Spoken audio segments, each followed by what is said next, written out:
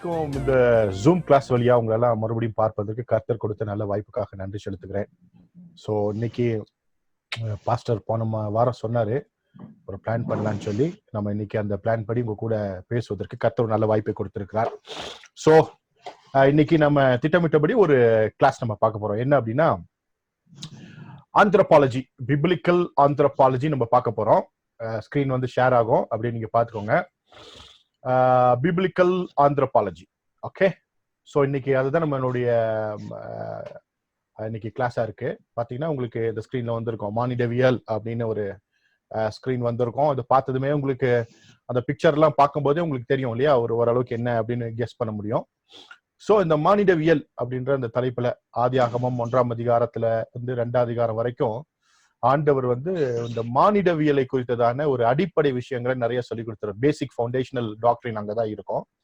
இது தெரிஞ்சுக்கலன்னா நிறைய பிரச்சனைகள் இருக்கு. இன்னைக்கு இந்த லாக்டவுன் பீரியட்ல நீங்க பாப்பீங்கன்னு நினைக்கிறேன், நிறைய பேர் வாய்க்கு வந்த மாதிரி மெசேஜ் போட்டுட்டு இருப்பாங்க. நிறைய வந்து கான்ட்ராடிக்ஷன், ஒருத்தர் ஒண்ணு போடுவார், இன்னொருத்தர் வேற ஒண்ணு போடுவார். இப்படியே நிறைய கருத்தியல் மோதல்கள், அப்புறம் எதிர்ப்பு மறுப்பு என்ன சொல்றதுன்னா கருத்துக்கள் எல்லாம் நம்ம பார்ப்போம். அதுக்கு காரணம் என்னன்னா, அடிப்படையா வந்து வேதாகமத்தினுடைய சத்தியங்கள் தெரியாதனால. ஸோ இந்த பேசிக் ஃபவுண்டேஷனல் டாக்டரின்ஸ் தெரியணும். ஆனா அன்பார்ச்சுனேட்லி நம்ம என்ன பண்ணிட்டோம்னா, வெஸ்டர்ன் தியாலஜியை நம்ம நம்பி இருக்கிறனால அவங்க என்ன எழுதி வச்சாங்களோ அதை தமிழ்ல படிச்சு அதுதான் என்னமோ பயங்கரமான நம்ம வாழ்க்கையை மாற்றுற மாதிரி நினைத்து நம்ம பேசுறோம். அதுதான் நிறைய நமக்கு பிரச்சனையா இருக்கு.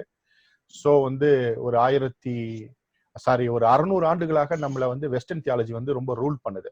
ஸோ அந்த ரூலிங்கை விட்டுட்டு பைபிளே என்ன சொல்லுது அப்படின்றத உள்ள இருக்கிற ஒரு மொழிவியல் மூலமாக, ஒரு கலாச்சார பின்னணி மூலமாக, ஒரு ஹிஸ்டாரிக்கல் பேக்ரவுண்ட் மூலமாக நம்ம பார்க்க போகிறோம். பட் இது வந்து ஓவராலா வந்து உங்களுக்கு ரொம்ப யூஸ்ஃபுல்லா இருக்கும் அப்படின்னு நான் கர்த்தருக்குள்ள நம்புறேன். நம்ம உள்ள போலாம். ஓகே, பாத்தீங்கன்னா மானிடவியல், ஆந்த்ரோபாலஜி அப்படின்னு நம்ம சொல்றோம். ஆந்த்ரோபாலஜி அப்படின்னு சொல்றோம். இது ஒரு கிரீக் வேர்டு. ஆந்த்ரோபோஸ், லோகோஸ் அப்படின்ற 2 வார்த்தைகளுடைய கலப்பு. ஆந்த்ரோபோஸ் அப்படின்னா மானிடர்கள், லோகோஸ்னா அதை பற்றி ஸ்டடி.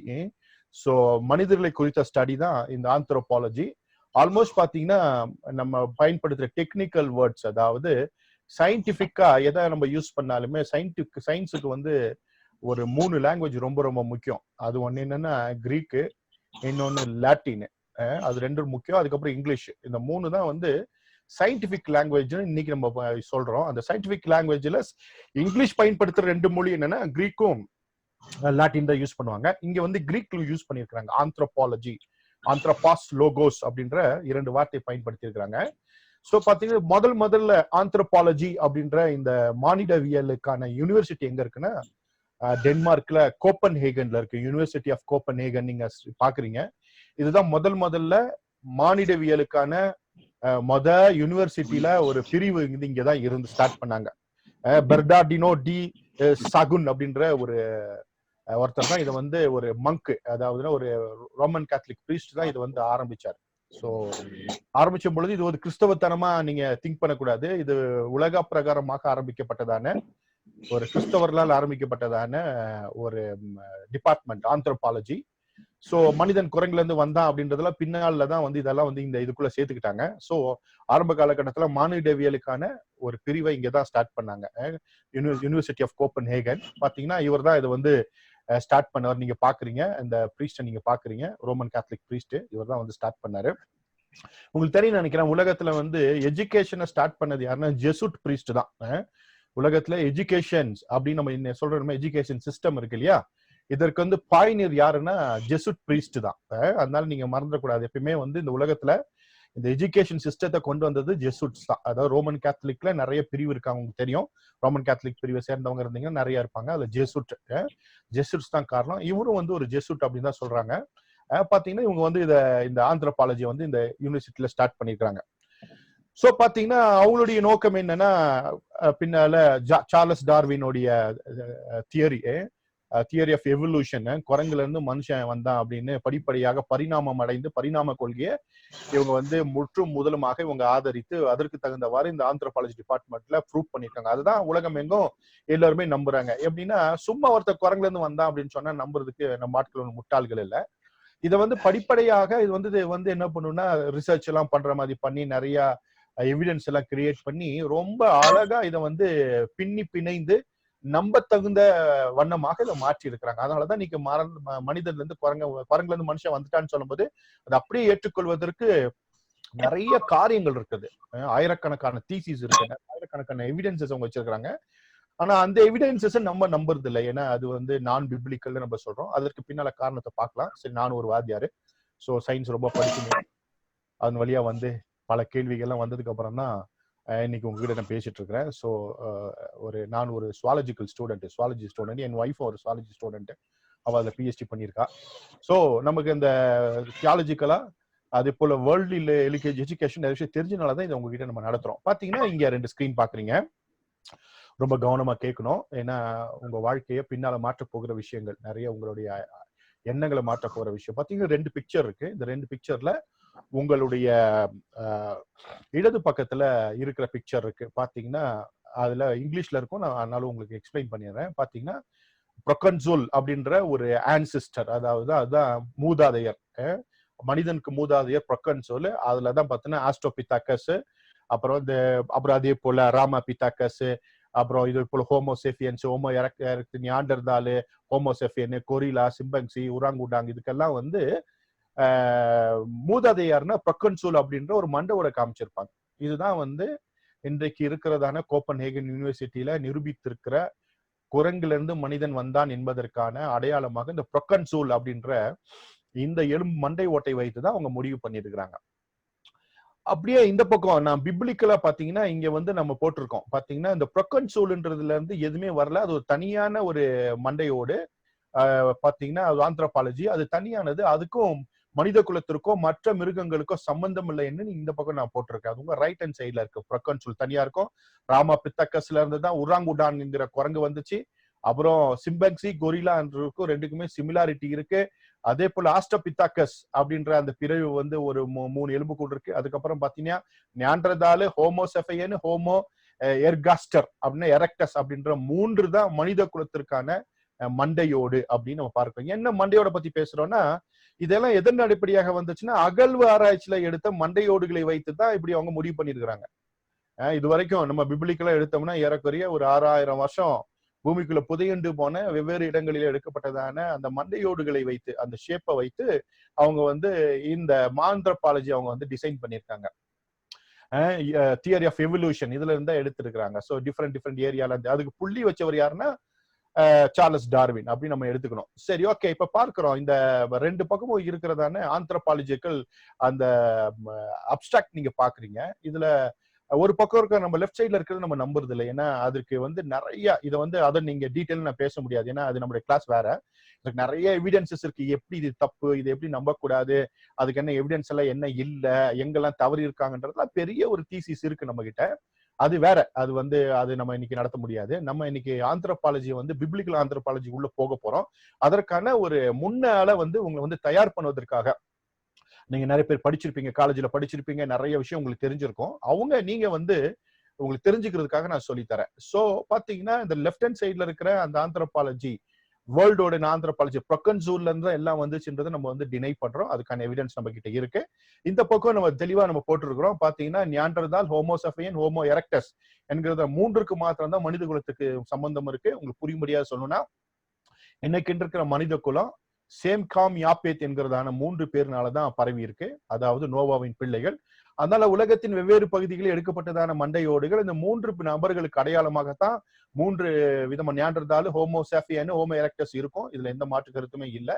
இது பிப்ளிக்கலா நம்ம பார்க்க முடியும். மற்ற இந்த பக்கம் இருக்கிறதான ப்ரொகன்சோல் தான் ஆன்சிஸ்டர் அல்ல, என்ன சொல்றது, மண்டையோடு, அதுதான் வந்து ஆன்சிஸ்டர் லைன்ன்றதை நம்ம ஏற்றுக்கொள்வதில்லை. சரி, ஓகே.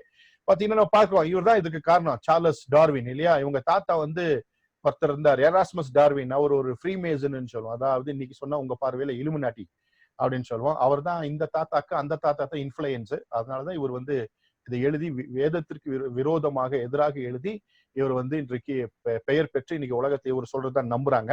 பாத்தீங்கன்னா நீங்க பாக்குறீங்க இந்த தியரி ஆஃப் எவல்யூஷன் வந்து யாருன்னா அவர் சார்லஸ் டார்வினோட தாத்தா தான் இவருடைய இன்ஃபுளுயன்ஸ். அவங்க அப்பா இல்ல, அவங்க தாத்தா. அவர் ஒரு ஃப்ரீமேசன். அந்த ஃப்ரீமேசனுடைய அந்த காலத்து ட்ரெஸ்ஸை நீங்க பாக்குறீங்க. சோ அவர் தான் இன்ஃபுளுயன்ஸ் பண்ணனாலதான் இந்த தியரி ஆஃப் எவல்யூஷன் வந்து வந்துச்சு. ஓகே, இப்போ ஆந்த்ரோபாலஜி அப்படின்ற ஒரு அந்த சிஸ்டத்துக்கு கீழே நிறைய பிரிவுகள் இருக்கு. சும்மா ஆந்த்ரோபாலஜினா ஒரு ஏதோ ஒரு சிங்கிள் லைன்ல ஏதோ படிச்சுட்டு போற விஷயம் இல்ல. பாத்தீங்கன்னா ஆந்த்ரோபாலஜின்றத ஒரு 4 வகையா இன்னைக்கு உலகத்துல 5 வகையா பிரிச்சிருக்காங்க. ஸோ வந்து ரொம்ப இது வந்து உங்களுக்கு புரியும்படியா சும்மா எளிமையா சொல்றதுக்காக நான் சொல்றேன். நிறைய பிரிவுகள் இருக்கு. இதுல பாத்தீங்கன்னா ஆந்த்ரோபாலஜி மானிடவியல் அப்படின்னாலே அதுல பாத்தீங்கன்னா சோசியல் கல்ச்சுரல் ஆந்த்ரோபாலஜி இருக்கு. சோசியல் கல்ச்சுரல் ஆந்த்ரோபாலஜி இருக்கு. அதுல பாத்தீங்கன்னா economic anthropology, political anthropology, psychological anthropology, ecological anthropology, ethno archaeology, anthropology of religion, இப்படின்னா நிறைய ஆந்த்ரோபாலஜி இருக்கு சோசியல் கல்ச்சுரல் ஆந்த்ரோபாலஜில. அப்புறம் பிசிக்கல் பயாலஜிக்கல் ஆந்த்ரோபாலஜில பிரைமட்டாலஜி, எத்னாலஜி, ஹியூமன் பயாலஜி அப்படின்னு நிறைய பிரிவுகள் பாத்தீங்கன்னா அப்படியே இருக்கும். சும்மா உங்க பார்வைக்காக நான் போட்டிருக்கேன், இதை எக்ஸ்பிளைன் பண்றதுக்காக இல்லை. அப்புறம் archaeological anthropology, linguistic anthropology, applied ஆந்த்ரோபாலஜின்னு சொல்லி நிறைய ஆந்த்ரோபாலஜி அப்படின்ற ஒரு டைட்டில் கீழே இவ்வளவு பிரிவுகள் இருக்கிறது. இது எல்லாம் நம்ம பார்க்க போறதே இல்லை. ஏன்னா இதெல்லாம் பார்த்தோம்னா நம்ம அவ்வளவுதான், இன்னைக்கு ஒரு மாசம் எங்க கூட தான் நீங்க இருக்கணும். அதனால சும்மா உங்களோட பார்வைக்காக ஒருவேளை தேவைப்பட்டா இதுல ஏதாச்சும் தேவைப்படுதுன்னு நினைச்சீங்கன்னா இன் ஃபியூச்சர்ல நம்ம நடத்தலாம், அதுல ஒன்றும் தப்பு இல்லை. பட் இன்னைக்கு நம்ம ஒரு பார்வையில நடத்துறோம். சரி, ஓகே. இப்போ ஆந்த்ரோபாலஜினா என்னன்னு ஓரளவுக்கு உங்களுக்கு புரிஞ்சிருக்கும். ஒரு பெரிய ஒரு சப்ஜெக்ட் எடுத்து அதுக்குள்ள ஒரு சின்ன ஒரு என்ன சொல்றது கையளவு மாத்திரம் பார்க்க போறோம். ஓகே, அது எப்படின்னா நமக்கு தேவையான ஒரு மானிடவியலை பார்க்கிறோம். இது என்னன்னா பிபிலிக்கல் ஆந்த்ரோபாலஜி. ஸோ நம்ம இன்னைக்கு ஸ்டடி பண்ண போறது என்னன்னா பிபிலிக்கல் ஆந்த்ரோபாலஜி. இது முழுக்க அது எதுல அடிப்படையாலானதுன்னா விசுவாசத்தின் அடிப்படையிலானது. எபிரேயர் 11:3 சொல்லியிருக்கோம், விசுவாசத்தினாலே நாம் உலகங்கள் தேவனுடைய வார்த்தையினாலே உண்டாக்கப்பட்டது என்றும் விதமாய் காணப்படுகிறவைகள் தோன்றப்படுகிறவைகளால் உண்டாக்கப்படவில்லை என்றும் அறிந்திருக்கிறோம். ரொம்ப ரொம்ப கிளியர் ஸ்டேட்மெண்ட். பவுல பயங்கரமா அப்ரிஷியேட் பண்ண வேண்டிய, அவருடைய அறிவாளித்தனத்தை காண்பித்திருக்கிற ஒரு முக்கியமான விஷயம். அவருக்கு எவ்வளவு அறிவு இருந்துச்சுன்றத இந்த ஒரு வசனத்துல அவர் வந்து வெளிப்படுத்தியிருப்பார். விசுவாசத்தினாலே நாம் உலகங்கள் தேவனுடைய வார்த்தையினால் உண்டாக்கப்பட்டது என்றும் இவ்விதமாய் காணப்படுகிறவைகள் தோன்றப்படுகிறவைகளால் உண்டாக்கப்படவில்லை என்றும் அறிந்திருக்கிறோம். நீங்க தியரி ஆஃப் எவல்யூஷனை அப்படியே அடிச்சு நொறுக்கி போட்டுருவார். ஏன்னா காணப்படுகிற இப்ப இருக்கிறதெல்லாம் தோன்றப்படுகிறவர்கள் உண்டாக்கப்படவில்லை அப்படின்னு சொல்லிட்டார். ஏற்கனவே இருந்ததுனாலலாம் வரல. இந்த தியாலஜிக்கல் ஆஸ்பெக்ட்ல பார்க்கும்போது எவல்யூஷன்னால இதெல்லாம் வரல, இதெல்லாம் விசுவாசனால தேவன் தான் வார்த்தையால உண்டாக்கிட்டாருன்னு சொல்லிட்டாரு. ஏன்னா இது அந்த காலத்திலேயே அரிஸ்டாட்டில், பிளாட்டோ போன்றவர்கள்லாம் இப்படி வளரிட்டு கிடந்த காலம். சரிங்களா? அரிஸ்டாட்டில், பிளாட்டோ எல்லாம் படிச்சீங்கன்னா சில விலையில நமக்கே வந்து சிரிப்பு வந்துடும். ஆனா அதை வந்து மிகப்பெரிய அறிவாளித்தனமாக கருதி கொண்டிருந்த காலம். ஏன்னா கிரேக்கர்கள் ஞானத்தை தேடி அலைந்து கொண்டிருந்தார்கள், வேதவசனம் சொல்லுகிறது. அப்போ பிலாசபிக்கல் திங்கிங் கிரீக்ஸ்க்கும் ரோமன்ஸுக்கும் அவனுங்க வந்து அன்னைக்கே ரெஃப்யூட் பண்ணானுங்க. இப்படி வந்து உலகம் வந்து இப்படி எல்லாம் உண்டாகல, கொஞ்சம் என்ன சொல்றது கோதுமையும் கொஞ்சம் என்ன சொல்றதுன்னா சாக்கு பையமும் சுத்தி வச்சுட்டோம்னா கொஞ்ச நாள்ல அதுல இருந்து எலி உண்டாயிரும், மழை பெஞ்சிச்சுன்னா மண்புழு உருவாயிரும் அப்படின்னு சொல்லி கதை விட்டுட்டு இருந்த காலம். நமக்கு தெரியும் எலியில இருந்து தான் எலி வர முடியும். சாக்கு பையில நீங்க கோதுமை போட்டு வச்சீங்கன்னா அதுக்குள்ள ஏதாச்சும் எலி பூந்துதான் எலியை பெரு வைக்குமே தவிர அதுல இருந்து வராது. ஆனா அன்னைக்கு நம்பிட்டு இருந்தாங்க. மனசுல வச்சுக்கணும். அரிஸ்டாட்டில், பிளாட்டோ என்ன சொன்னாங்கன்னா, மழை பெஞ்சா மண்புழு வந்துருமாமா, கோணிச்சாக்குள்ள கோதுமையை போட்டு வச்சா எலி உண்டாயிருமாமா. அப்படி சொன்ன முட்டாள்தனமான காலம். அந்த காலத்தை அது உண்மைன்னு நம்பிட்டு இருக்கும்போது அன்னைக்கு எவல்யூஷன் தியரி, சாத்தான் கொண்டு வந்த எவல்யூஷன் தியரி, எப்படி சார்லஸ் டார்வின் இந்த காலத்துல இருக்கிற மாதிரி அந்த காலத்துல. அப்போ பவுல் எழுதுறாரு, காணப்படுகிறவைகள் தோன்றப்படுகிறவைகளால் உண்டாக்கப்படவில்லை என்று நாம் அறிந்திருக்கிறோம். It's a greatest word. So நம்ம இதை படிக்கும் பொழுது இந்த வசனம் வந்து உங்களுக்கு வந்து கீ வேர்ஸை நான் சொல்லித்தரேன். இது ரொம்ப ரொம்ப மனசுல வச்சுக்க வேண்டிய, ஒரு அப்ரிஷியேட் பண்ண வேண்டிய ஒரு வார்த்தை. ஓகே, சரி, ஓகே. பாத்தீங்கன்னா இப்ப உள்ள போறோம். கிறிஸ்தவ மானிடவியல் என்ன அப்படின்னு பார்க்க போறோம். இதற்கு காரணமானவங்க 2 பேர், சர்ச் ஃபாதர்ஸ் சொல்லுவோம். இதுல வந்து கிரிகோரி ஆஃப் நிசாவும் செயின்ட் அகஸ்டின் ஆஃப் ஹிப்போ, இவங்க 2 பேர் தான் பிபிலிக்கல் ஆந்த்ரோபாலஜிக்கான மிக முக்கியமான நபர்கள். இவங்களை நீங்க பாத்துக்கோங்க. நமக்கு இவங்க எல்லாம் யாருன்னே தெரியாது. ஏன்னா பெந்தோகஸ்துக்காரனுக்கு எந்த வரலாறும் கிடையாது. 1904 அமெரிக்கால அசோசியேட் ரிவைவல் வந்துச்சு இல்லையா, வில்லியம் ஜே செய்மோர்ன்ற ஒரு ஆப்ரோ அமெரிக்கன் ஸ்டார்ட் பண்ணது. அவங்களுக்கு அதோட சரி. அதுக்கப்புறம் முன்னால வரலும் கிடையாது, பின்னால வரலாறும் கிடையாது. பெந்தோகஸ்துக்காரன் எங்க இருந்து வந்தான்னு கேட்டா அவனுக்கே தெரியாது. அப்படிப்பட்ட காலத்துல நம்ம இருக்கிறோம். ஏன்னா நம்ம எதுவுமே கத்துக்கிறதுக்கு விருப்பம் இல்லை இந்த காலத்துல. நீங்க சும்மா உதாரணமா சொல்லணும்னா சொல்ல வேண்டிய கட்டாயத்துல இருக்கேன்னு நான் சொல்றேன். பெந்தோகஸ்துக்காரன் தான், நானும் பெந்தோகஸ்துக்காரன், அதனால தான் சொல்றேன். நம்ம தான் திட்ட முடியும், வேற யாரும் திட்டக்கூடாது, விட மாட்டோம். இந்த சோசியல் மீடியால கதறிட்டு கிடக்குறான். எந்த மெயின்லைன் சர்ச்சஸ், ஒரு ரோமன் கேத்தலிக்ஸோ இல்ல பிரஸ்பெட்டரியனோ ஆங்கிலிக்கனோ மெத்தடிஸ்டோ இப்படி கதறத பார்க்கவே முடியாது. அவனுக்கு தெளிவா இருக்கிறான். அவனுடைய விசுவாசம் என்னன்னு அவன் பாட்டுக்கு போயிட்டே இருக்கிறான். நம்ம என்ன சொல்லிட்டான் அவனை? ஆவிக்குரியவன் இல்ல அவன் நம்ம சொல்லிட்டு நம்ம இன்னைக்கு கதறிட்டு இருக்கிறோம். நேத்து முந்தா நேத்து ஒரு Facebookல ஒரு போஸ்டிங்க பார்த்து நான் அதிர்ந்து போயிட்டேன். என்னன்னா, 4 வாரம் சபைகள் இல்லை, காணிக்கை வரவில்லை, அதனால் எனக்கு காணிக்கை அனுப்புவோம் அப்படின்னு சொல்லி திருச்சில இருந்து ஒரு பாஸ்டர் போஸ்டிங் போட்டிருக்கிறாரு. அதனால நான் காணிக்கையும் இல்ல, 4 வாரம் சர்ச்சும் இல்ல, அதனால ரொம்ப கஷ்டப்படுறேன், காணிக்க போடு. எதுல? Facebookல போஸ்டிங் போட்டிருக்கிறாங்க. எந்த CSI ஆவது, எந்த ஆங்கிலிக்கனோ, மெத்தடிஸ்டோ, ரோமன் கேத்தலிக் அப்படி போட்டிருக்கானா? ஒருவேளை அப்படி வந்தா அவன் சாவானே தவிர இப்படி போட்டு பிச்சை எடுக்க மாட்டான். கோச்சிக்காதீங்க நான் சொல்றேன்னு. சோ இன்னைக்கு விசுவாசம் எங்க போச்சு? விசுவாசம் எல்லாம் இன்னைக்கு இல்ல. சும்மா பாரு 4 வாரம் சர்ச்சில் இருந்து சோத்துக்கு வழின்னு மீடியால வர அளவுக்கு ஆயிட்டாங்க நம்ம ஆளுங்க. அப்படின்னா அடிப்படையே தெரியாது. எலியாவின் தேவன் போஷிப்பார் என்கிற நம்பிக்கை இல்லை. ஆண்டவர் அற்புதமானவர், நம்ம சொல்லாமலே நம்ம தேவையிலே சந்திப்பார் என்கிறதான அந்த இது இல்லாம போச்சு. ரொம்ப வருத்தமா இருந்துச்சு இந்த காலகட்டத்துல பார்க்கும் பொழுது. சோ அதனால நமக்கு இவங்களெல்லாம் தெரியாது. கிரிகோரி ஆஃப் நிசாவா, செயின்ட் அகஸ்டின் ஆஃப் இப்போவா, யாருப்பா அவரு அப்படின்ற மாதிரி சொல்லுவோம். ஆனா இவருங்க தாங்க நமக்கு இந்த ஆந்த்ரோபாலஜி, மானிடவியலை பத்தி, மனிதனுடைய படைப்பை பறித்து ஆண்டவர் எப்படியெல்லாம் படைச்சாருன்றத பத்தி நமக்கு சொல்லி தந்த நமக்கு வரலாற்று பூர்வமான நபர்கள் Gregory of Nyssa, Saint Augustine of இப்போ மறந்துடக்கூடாது. இவங்கள இருந்துதான் இப்போ இவங்களுடைய அந்த புள்ளியில இருந்தா நான் ஆரம்பிக்கிறேன். எனக்கு ஏதோ இதனோ புதிய இதெல்லாம் இல்ல. இவர்கள் ஏற்கனவே சொல்லி கொடுத்ததுல இருந்து எனக்கு கர்த்தர் கொடுத்த அறிவின்படி நான் சயின்டிபிக்கா இன்னைக்கு இருக்க காலத்துக்கு மாதிரி பேசுறேன். ஏதோ எனக்கு ரொம்ப பெரிய அறிவு இருந்துச்சுன்னா நீங்க நினைக்கக்கூடாது. இது கர்த்தர் கொடுத்த அறிவு. ஏற்கனவே நமக்கு முன்னால முன்னோடிகள் இருக்காங்க, 2 முன்னோடிகள் இருக்காங்க. அந்த முன்னோடிகள் வழியாக நான் சொல்லித்தரேன். இப்போ மனிதனின் ஆரம்பம் அப்படின்னு சொல்லி உள்ள போக போறோம். இப்போ ஓரளவுக்கு உங்களுக்கு ஒரு மைண்ட் பிக்சர் கிடைச்சிருக்கும். மைண்ட் பிக்சர் கிடைச்சதுக்கு அப்புறம் இப்ப போறோம். இங்க இந்த 2 வசனத்தையும் நீங்க ரொம்ப கிளியரா நீங்க படிச்சுக்கணும். இந்த மானிடவியலுக்கு என்னன்னா, பிரசங்கி 6:10, 1 தீமோத்தேயு 6:7 தான் ரொம்ப முக்கியமான விஷயம். பிரசங்கி 6:10 வாசித்தீங்கன்னா, இருக்கிறவன் எவனும் தோன்றும் முன்னே பெயரிடப்பட்டிருக்கிறான், அவன் மனுஷன் என்று தெரிந்திருக்கிறது, தன்னிலும் பரத்தவரோடே போராட அவனால் கூடாது. அப்ப இருக்கிறவன் எவனுமே தோன்றதுக்கு முன்பாக பேர் எடுக்கப்பட்டிருக்கான். இப்ப நம்ம இப்பதான் இருக்கிறோம், பட் நம்ம தோன்றதுக்கு முன்னாடி நமக்கு பேர் வச்சிருக்காங்க. அவன் மனுஷன் என்று தெரிந்திருக்கிறது. எவ்வளவு பெரிய கிரேட்டஸ்ட் வேர்டு அப்படின்னு யோசித்துக்கோங்க. நம்ம பிப்ளிக்கல் ஆந்த்ரோபாலஜில மிகப்பெரிய ஒரு ஆச்சரியமான விஷயம். அன்னைக்கு பிரசங்கிக்கு நம்ம என்ன சொல்ற சாலமோனுக்கு தெரிந்திருக்கிறது. அவன் எவ்வளவு அறிவாளின்றதை ப்ரூவ் பண்றான். அறிவாளியை பார்த்து நியூ டெஸ்ட்மெண்ட்ல பார்த்தோம் பவுல், 2வது அறிவாளி இங்க பார்க்கிறோம் சாலமோன் பழைய ஏற்பாட்டில் சொல்லி, இருக்கிறவன் எவனும் தோன்று முன்பே பெயரிடப்பட்டிருக்கிறான், அவன் மனுஷன் என்று தெரிந்திருக்கிறது, தன்னிலும் பரத்தவரோட போராடக்கூடாது. And that which has been named already, and it is known that it is man, neither may he content with him that is mightier than be அப்படின்னு சொல்லி இங்க இங்கிலீஷ்ல சொல்லி இருக்கு. சும்மா சூப்பரா இருக்கு.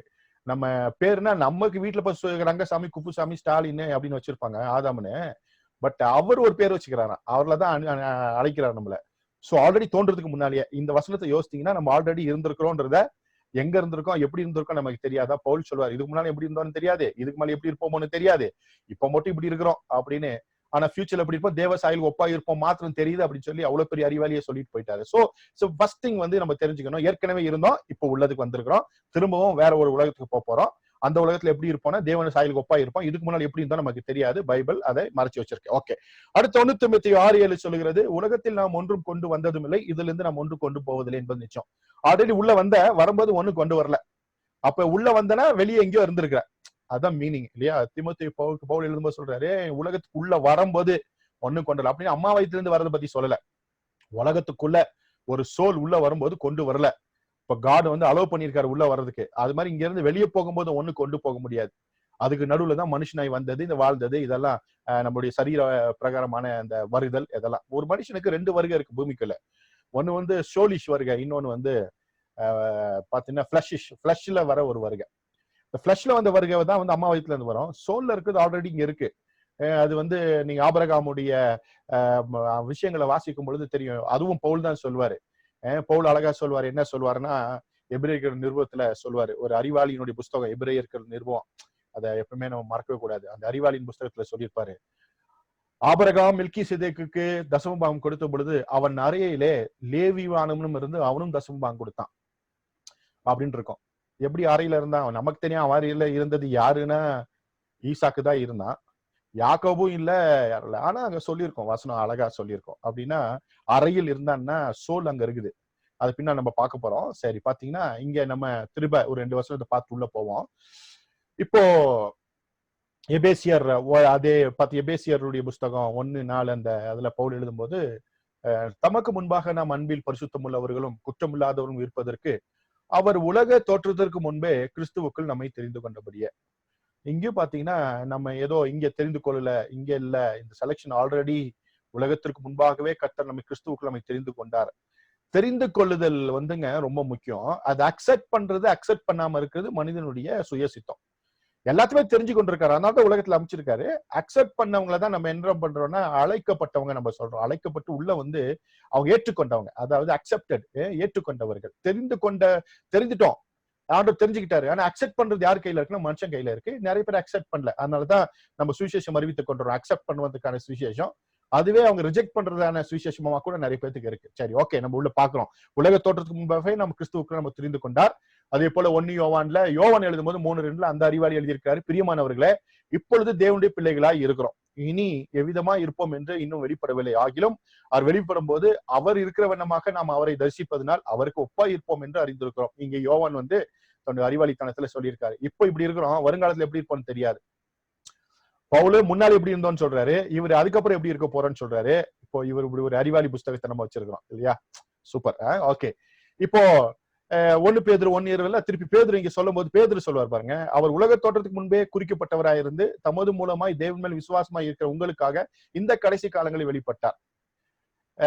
பாத்தீங்கன்னா அடுத்தது வெளிப்படுத்தும் விசேஷத்துல உலக தோற்றம் முதல் அடிக்கப்பட்ட ஆட்டுக்குட்டி. ஏதோ இயேசு கிறிஸ்து 2000 வருஷத்துக்கு முன்னால உலக தோற்றம் முதல் அப்படின்னு இங்கிலீஷ் பைபிள்ல ரொம்ப அழகா இருக்கு. The lamp slain from the foundation of the world அப்படின்னு இருக்கு. From the foundation of the world, உலகத்தினுடைய அடிக்கல் நாட்டுல இருந்து இயேசு கிறிஸ்து அடிக்கப்பட்டாராம். நமக்கு புரியவே புரியாது. பழைய ஏற்பாட்டுல சொல்லலாம் பஸ்காவின் நாட்டுக்குட்டி இயேசுன்னு. அதுக்கு முன்னால எப்படி இயேசு அடிக்கப்பட்டாருன்றதுக்கு நமக்கு we don't have any evidence இல்லையா? ஆனாலுமே அதுக்கான எவிடன்ஸ் பைபிளுக்குள்ள இருக்கு, நம்ம பார்க்கலாம். சோ இன்னைக்கு நம்ம பார்க்கிறோம், இந்த 2 விஷயத்துல பார்க்கும்போது உலக தோற்றத்துக்கு முன்பவே அவர் குறிக்கப்பட்டவராய் இருந்தார், முன் குறிக்கப்பட்டவராய் இருந்தார். தமது மூலமாய் தேவன் மேல் விசுவாசமா இருக்கிற உங்களுக்காக இந்த கடைசி காலங்கள் வெளிப்பட்டார் அப்படின்னு சொல்லியிருக்கு. இந்த 2 வசனத்தை தியானிங்க. இப்போ உள்ள போக போறோம். சோ இந்த 6 வசனத்தை பார்த்துட்டு உள்ள போக போறோம். படைப்பில் மனிதன், மேன் இன் கிரியேஷன் அப்படின்ற தலைப்புல நம்ம உள்ள போக போறோம். இது ரொம்ப ஒரு முக்கியமான ஒரு விஷயம். எப்படி மனிதனை தேவன் படைத்தார், அதாவது inside the world, outside the world நம்ம பார்த்தோம். அது வந்து ஒரு மிஸ்டரி. அது இன்னும் நிறைய விஷயங்கள் நமக்கு புரியப்படல. ஆண்டவர் வந்து ஒருவேளை நம்ம பரலோக ராஜ்யத்திற்கு போகும்போது இப்ப பரலோக ராஜ்யத்துக்குள்ள இருக்கிறோம், பரலோகத்திற்கு போகும்போது நித்திய ஜீவனுக்கு போகும்போது அறிந்து கொள்வோம். சோ இந்த மனிதனுடைய படைப்பு உலகத்திற்குள்ளாக ஆண்டவர் இந்த வானத்தை பூமி படைத்த பொழுது என்ன நடந்துச்சுன்றது நம்ம பார்க்க போறோம். பாத்தீங்கன்னா ஆதியாகமம் 1:26 உலகத்தை படைத்த பின்பு, சோ ஆண்டவர் வந்து ஆதியிலே தேவன் வானத்தை பூமி சிருஷ்டித்தார். when he created the heavens and earth, அதுக்கப்புறம் என்ன நடந்துச்சு அப்படின்றத நம்ம பார்க்க போறோம். இங்க பாத்தீங்கன்னா இங்க இருக்கும் 1:26 எல்லாத்தையும் படைச்சிட்டு ஆண்டவர் வந்து அந்த 6வது நாள் மனிதனை படைக்கும் பொழுது இங்க சொல்லுவது, பின்பு தேவன் நமது சாயலாக நமது ரூபத்தின்படியும் மனுஷனை உண்டாக்குவோமாக, அவர்கள் சமுத்திரத்தின் மச்சங்களையும் ஆகாயத்து பறவைகளையும் மிருக ஜீவன்களையும் பூமி அனைத்தையும் பூமி மேல் ஊறும் சகல பிராணிகளையும் ஆளக்கடவர்கள் என்றார். தேவன் தம்முடைய சாயலாக மனுஷனை சிருஷ்டித்தார், அவனை தேவ சாயலாக சிருஷ்டித்தார், ஆணும் பெண்ணுமாக அவர்களை சிருஷ்டித்தார். பின்பு தேவன் அவர்களை நோக்கி, பல்கி பெருகி பூமியை நிரப்பி அதை கீழ்ப்படுத்தி சமுத்திரத்தின் மச்சங்களையும் ஆகாயத்து பறவைகளையும் பூமி மேல் நடமாடுகிற சகல ஜீவசந்துகளையும் ஆண்டு கொள்ளுங்கள் என்று சொல்லி தேவன் அவர்களை ஆசீர்வதித்தார். இந்த 3 வசனம் தான் ஃபர்ஸ்ட் ஆந்த்ரோபாலஜிக்கான நமக்கு ஆண்டவர் கொடுத்திருக்கிற பிக்கஸ்ட் எவிடன்ஸ் இந்த பைபிள்ல. இதுக்குள்ளேயே பல விஷயங்கள் ஆண்டவர் மறைச்சு வச்சுட்டார். இது வந்து தமிழ் மொழியிலோ ஆங்கில மொழியிலோ படிக்கும் பொழுது சில விஷயங்கள் நமக்கு தெரிவதில்லை. ஏன்னா இது ரட்சிப்புக்கு ஏதுவான மொழிபெயர்ப்பு, சயின்டிபிக்காவோ அறிவை பெருக்குவதற்கான மொழிபெயர்ப்பு அல்ல. அதற்கு நீங்க மூல மொழியில தான் படிச்சுக்கணும். சோ இந்த 3 வசனங்களை வாசிக்கும் பொழுது ஆண்டவர் அங்க சொல்வார் இல்லையா, அப்ப வந்து ஆளும்படியாக மனுஷனை நமது சாயலாக நமது ரூபமாக உண்டாக்குவாங்க. மனுஷன்னு போட்டிருக்கோம், இங்கிலீஷ்ல மேனு போட்டிருக்கோம். அத நீங்க எப்பவுமே அது எடுத்துடணும். அந்த இடத்துல ஆதாமன் தான் இருக்கும். சோ ஆதியாகமம் 1:26 தேவன் தமது சாயலாகவும் நமது ரூபத்தின்படியும் ஆதாமை உண்டாக்குவோமாக தான் இருக்கும். அங்க இங்க ஈப்ரு பைபிள்ல ஆடம் தான் இருக்கும்.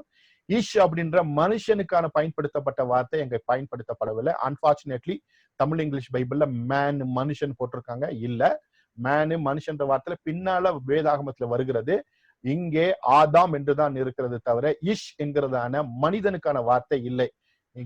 கெவர் அல்லது இஷ் அப்படின்னு சொன்னாதான் மனிதன்.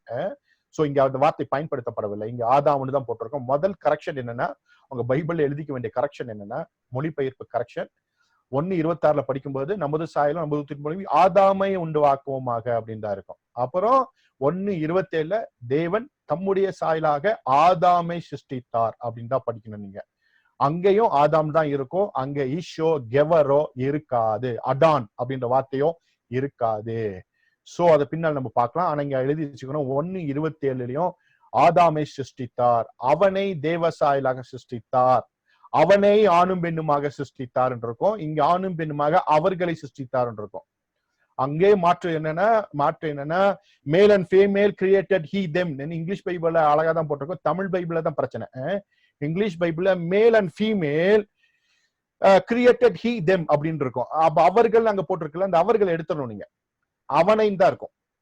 சில டிரான்ஸ்லேஷன்ல அழகா போட்டிருப்பாங்க. ஆனா இங்க தமிழ் பைபிள் வந்து கிங் ஜேம்ஸ் வெர்ஷன்ல இருந்து மொழியாக்கம் செய்யப்பட்டது. நீங்க முதல்ல தெரிஞ்சுக்கணும் சில உண்மைகளை.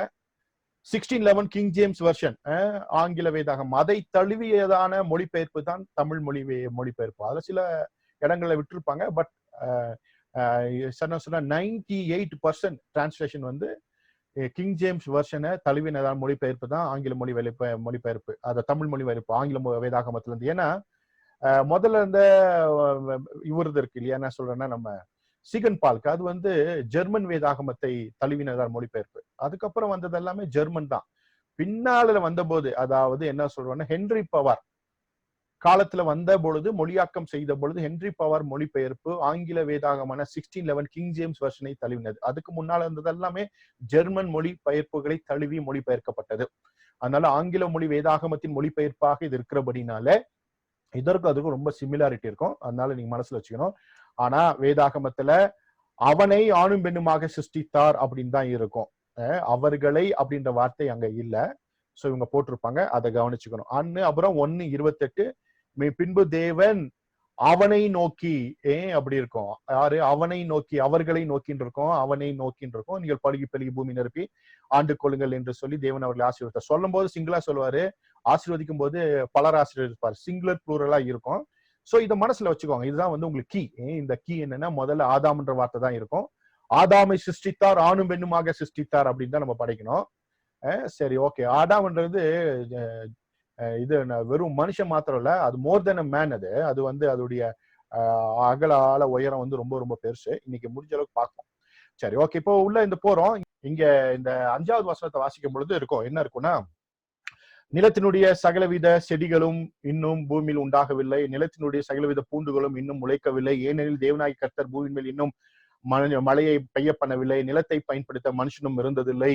அப்பொழுது மூடுபனி பூமியிலிருந்து எழும்பி பூமி எல்லாம் நனைத்தது. தேவனாகிய கர்த்தர் மனுஷனை பூமியின் மண்ணிலிருந்து உருவாக்கி ஜீவ சுவாசத்தை அவன் நாசிலே ஊதினார், மனுஷன் ஜீவாத்மானார். இதை படிச்சிருக்கீங்க. இந்த வசனத்தை படிக்கும்போது ஒண்ணு உங்களுக்கு தெரிஞ்சிருக்கும். என்ன தெரிஞ்சிருக்கும்னா, இப்ப நமக்கு சொல்லி கொடுத்திருப்பாங்க பைபிள் காலேஜ் படிச்சிருக்காங்க சொல்றேன். 1ஆம் அதிகாரத்துல இருக்கிறது வந்து ரொம்ப இதா இருக்கு, பிரீஃபா இருக்கு. 2ஆம் அதிகாரத்துல இருந்தா எலாபரேட்டா அவங்க சொல்லியிருக்கிறாங்கன்ற மாதிரி அவங்க சொல்லுவாங்க. அதனால வந்து இப்படி ஒரு விஷயத்த அவங்க சொல்லி தருவாங்க உங்களுக்கு. ஆக்சுவலா அது வந்து உண்மை அல்ல. 1ஆம் அதிகாரம் பிரீஃபா இருக்கு, செகண்ட் வந்து எலாபரேட்டா இருக்குன்றது உண்மை அல்ல. 1ஆம் அதிகாரத்துல இருக்கிற ஒரு படைப்பு, 2ஆம் அதிகாரத்துல ஒரு படைப்பு. 1ஆம் அதிகாரத்துல இருந்த மனுஷனை 2ஆம் அதிகாரத்துல படைக்கிறார். ஆதாம 2ஆம் அதிகாரத்துல விசிபிளா படைக்கிறாரு. இதுதான் நமக்கு key.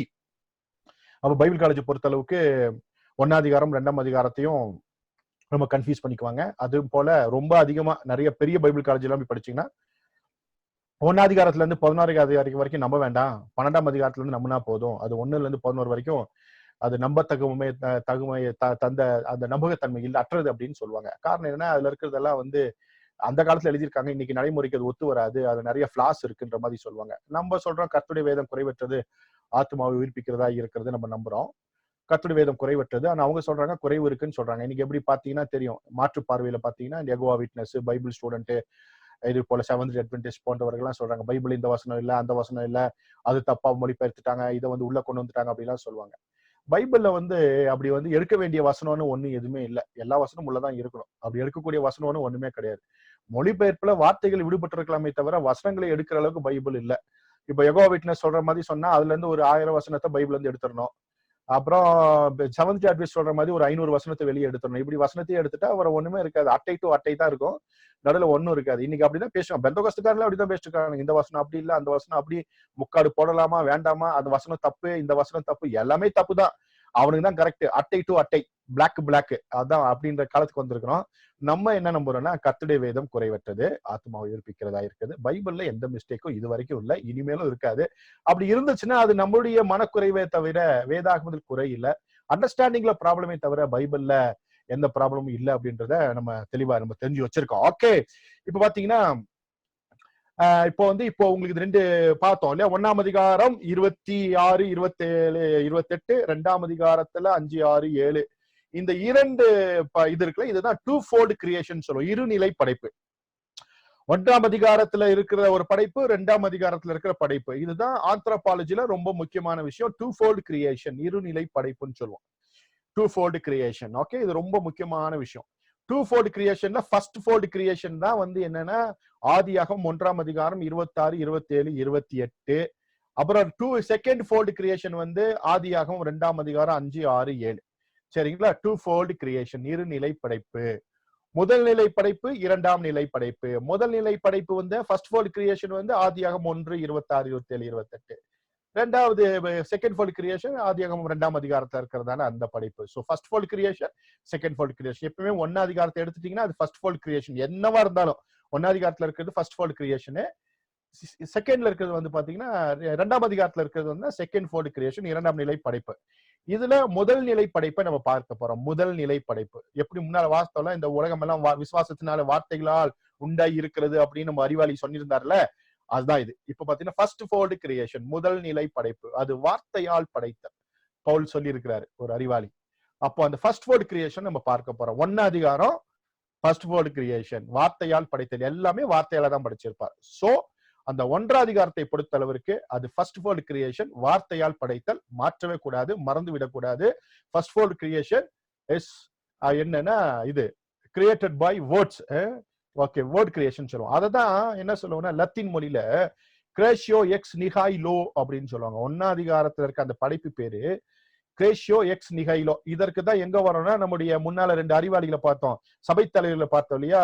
Gregory of நிசாவும் Augustine of ஹிப்போவை பார்த்தோம் பாருங்க. அவங்க தான் இதுக்கெல்லாம் காரணமானவங்க. சோ அவங்க சொல்லும் பொழுது ட்ரை பண்ணி பாருங்க, அவங்க புக்ஸ் எல்லாம் கிடைச்சு வாங்கி படிங்க, ரொம்ப நல்லா இருக்கும். சோ ரொம்ப டஃப் தான் இருந்தாலும் ட்ரை பண்ணி பாருங்க, கிடைக்கலாம். சோ பாத்தீங்கன்னா கிரேஷியோ எக்ஸ் நிஹைலோ அப்படின்ற அந்த வேர்டை யூஸ் பண்ணிருப்பாங்க. அப்படின்னா என்ன அர்த்தம்னா 1ஆம் அதிகாரம் 26, 27, 28 கிரியேட்டட் அவுட் ஆஃப் நத்திங் சொல்லுவோம். Created everything from out of nothing, ஒன்றும் இல்லாமையில படைத்தல். வெறும் வார்த்தை தான். அங்க எந்த விதமான பொருளும் இல்ல, ஒன்னும் இல்ல, ஈவன் தோ ஆட்டம் இல்ல. ஆட்டமை விட சின்னது என்ன? பிளாங்க் பார்ட்டிகல் சொல்லுவாங்க. பிளாங்க் பார்ட்டிகல் சொல்ல, there is no particle, nothing, only வார்த்தை, ஒன்லி சவுண்ட், தேவனுடைய வாயிலிருந்து வாழ்ந்த வார்த்தை. அதுதான் முதல் நிலை படைப்பு. ஆதியாகமம் 1ஆம் அதிகாரத்துல இங்க படிக்கும் போதே சொல்லுவாரு இல்ல, சிருஷ்டித்தார் அப்படின்னும் போது வார்த்தையால் சிருஷ்டித்தது பற்றி இங்க சொல்லியிருக்கு. பாத்தீங்கன்னா இங்க சொல்லும் போது நமது சாயலாகவும் நமது ரூபத்தின் படியும், let us make man our image after our likeness. இப்ப மனுஷனை படைக்கும் போது ஆண்டவர் அவருடைய சாயலாக அவரது ரூபமாக படைத்திருக்கிறார். சோ இமேஜ் அண்ட் லைக்னஸ் அப்படின்னு இங்கிலீஷ்ல இருக்கும், தமிழ்ல சாயலாகவும் ரூபத்தின் படியாகவும் அப்படின்னு இருக்கும். சோ இந்த கிரேஷியோ எக்ஸ் நிஹைலோவை பார்த்துட்டு இருக்கிறோம், வார்த்தையால் படைத்ததை பார்த்துட்டு இருக்கிறோம். பாத்தீங்கன்னா அங்க மனுஷனை ஆணு பெண்ணுமாக சிருஷ்டித்தார் ஆதாமை அப்படின்னு நம்ம பார்த்தோம். இங்க ஹீப்ருக்கு வந்துடும்.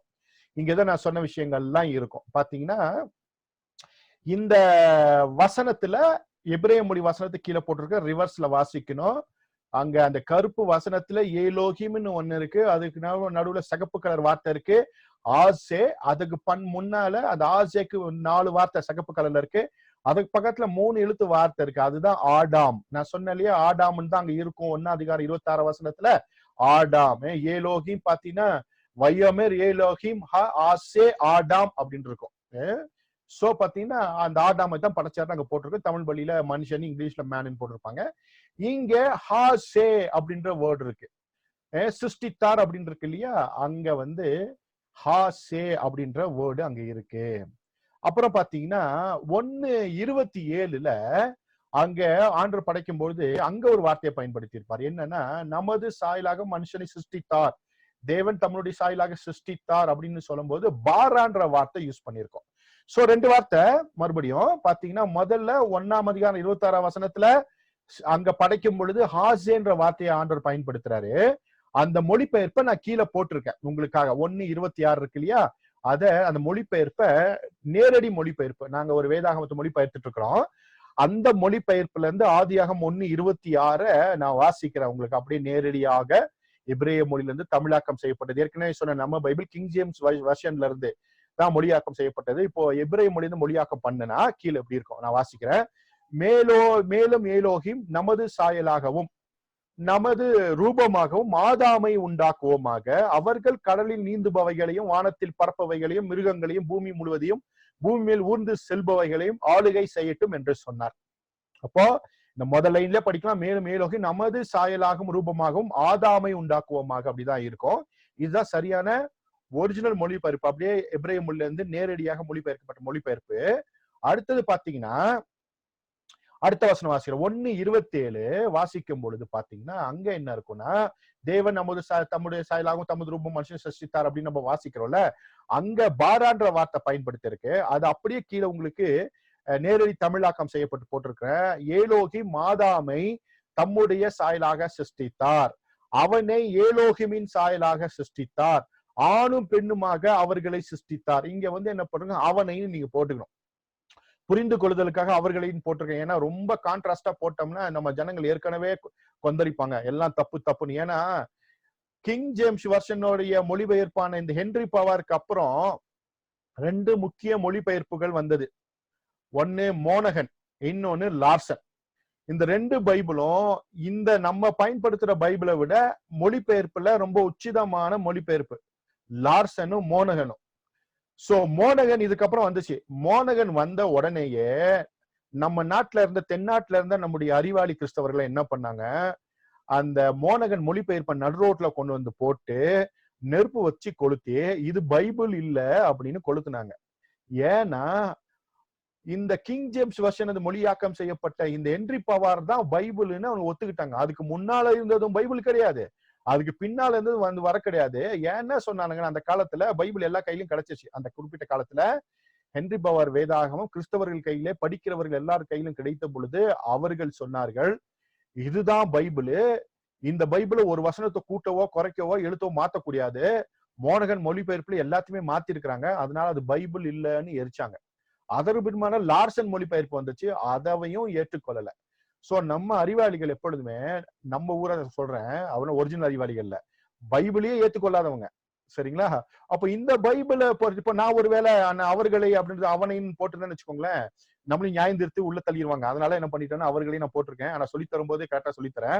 முடிஞ்சா நீங்க லார்சன் மோனகன் 2 மொழிபெயர்ப்பு வாங்கி வாசித்து பாருங்க, ரொம்ப நல்லா இருக்கும். அது ஹென்றி பவரை விட மேலான மொழிபெயர்ப்பு என்னன்னா லார்சன் மோனகன். அதே போல இதற்கு முன்னால ஹென்றி பவருக்கு முன்னால பாத்தீங்கன்னா பீட்டர் பெர்சிவல் ரொம்ப நல்லா இருக்கும்.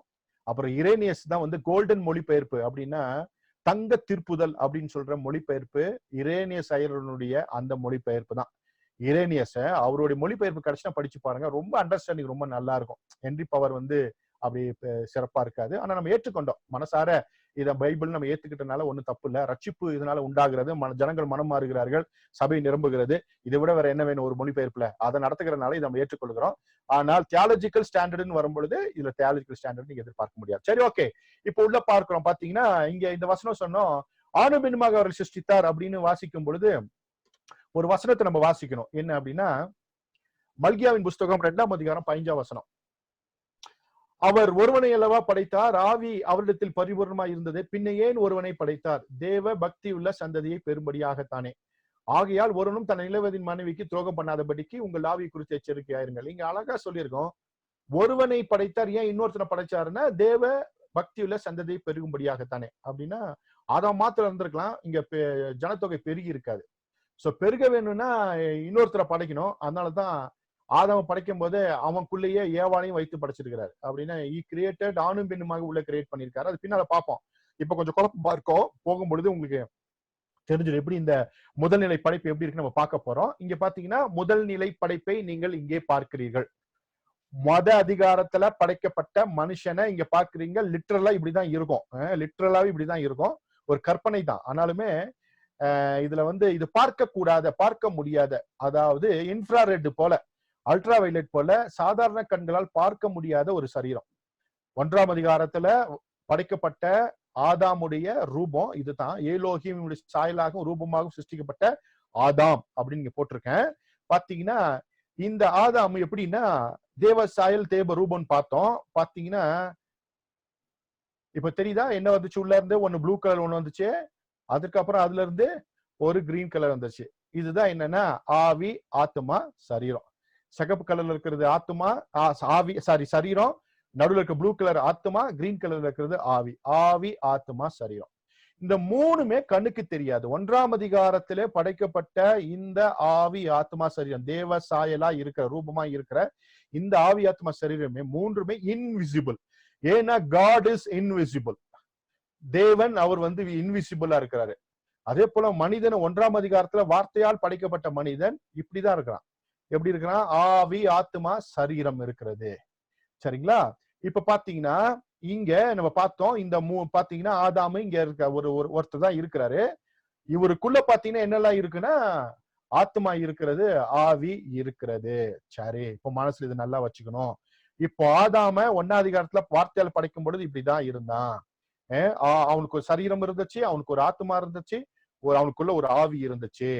பாத்தீங்கன்னா இப்ப அப்படி வச்சுக்கிட்டு இந்த கண்ணுக்கு தெரியாத இந்த மனிதன் இருக்கான், இந்த சோலிஷ் மேன், அதாவது ஆத்மா, சரீரம், ஆவி இருக்கிற ஒரு மனிதன் இருக்கிறான். 1ஆம் அதிகார மனிதன். இந்த மனிதன் வந்து பார்க்க முடியாதவன். இவனை குறித்து தான் நம்ம வாசிக்கும் பொழுது எபிரேயர்கள் நிருபத்துல 7ஆம் அதிகாரம் 5, 9, 10 நம்ம வாசிக்கும் பொழுது லேவியின் புத்திரரில் ஆசாரியத்துவத்தை அடைகிறவர்களும் ஆபிரகாமின் அறையிலிருந்து வந்த தங்கள் சகோதரரான ஜனங்களின் கையிலே நியாயப்பிரமாணத்தின்படி தசமபாகம் வாங்குகிறதுக்கு கட்டளை பெற்றிருக்கிறார்கள். அன்றியும் மெல்கிசேதேக்குக்கு ஆபிரகாமுக்கு எதிர்கொண்டு போன போது லேவியானவன் தன் தகப்பனுடைய அறையில் இருந்தபடியால் தசமபாகம் வாங்குற அவனும் ஆபிரகாமின் மூலமாய் தசமபாகம் கொடுத்தான் என்று சொல்லலாம் அப்படின்னு சொல்லி இங்க ஒரு ஹையர் லெவல் தியாலஜியை வந்து அங்க பேசுவாரு. பேசும்பொழுது அவர் சொல்லுவாரு, லேவியும் ஒரு காலத்து தசமபாகம் தான்ப்பா கொடுத்திருக்கான், ஏன்னா அவன் ஆபிரகாமோட அறைக்குள்ள இருந்தான் அப்படின்னு இங்க வந்து பவுல் சொல்றாரு. நம்ம அதற்கு வேற விளக்கங்கள்லாம் கொடுத்திருப்போம். ஏன்னா நமக்குன்னு ஒரு அண்டர்ஸ்டாண்டிங் இருக்கு இல்லையா, அது நம்ம கொடுத்திருப்போம். அதனால ரட்சிப்பு உண்டாயிருக்கலாம், அதனால மாற்று கருத்தெல்லாம் இல்லை. பட் ஆனா உண்மையான நிலவரம் என்னன்னா பாத்தீங்கன்னா இதுதான் ஆபிரகாம். இந்த ஸ்கிரீன் நல்லா பாத்துக்கணும். 1ஆம் அதிகாரத்துல இருக்கிற ஆபிரகாம் சொல்றேன்.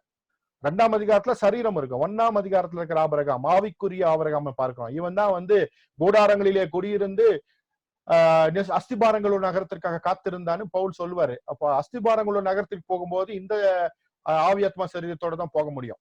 இந்த ஆவியாத்மா சரீரத்தோட தான் நித்திய ஜீவனுக்கு சுதந்திர கொள்ள முடியும்.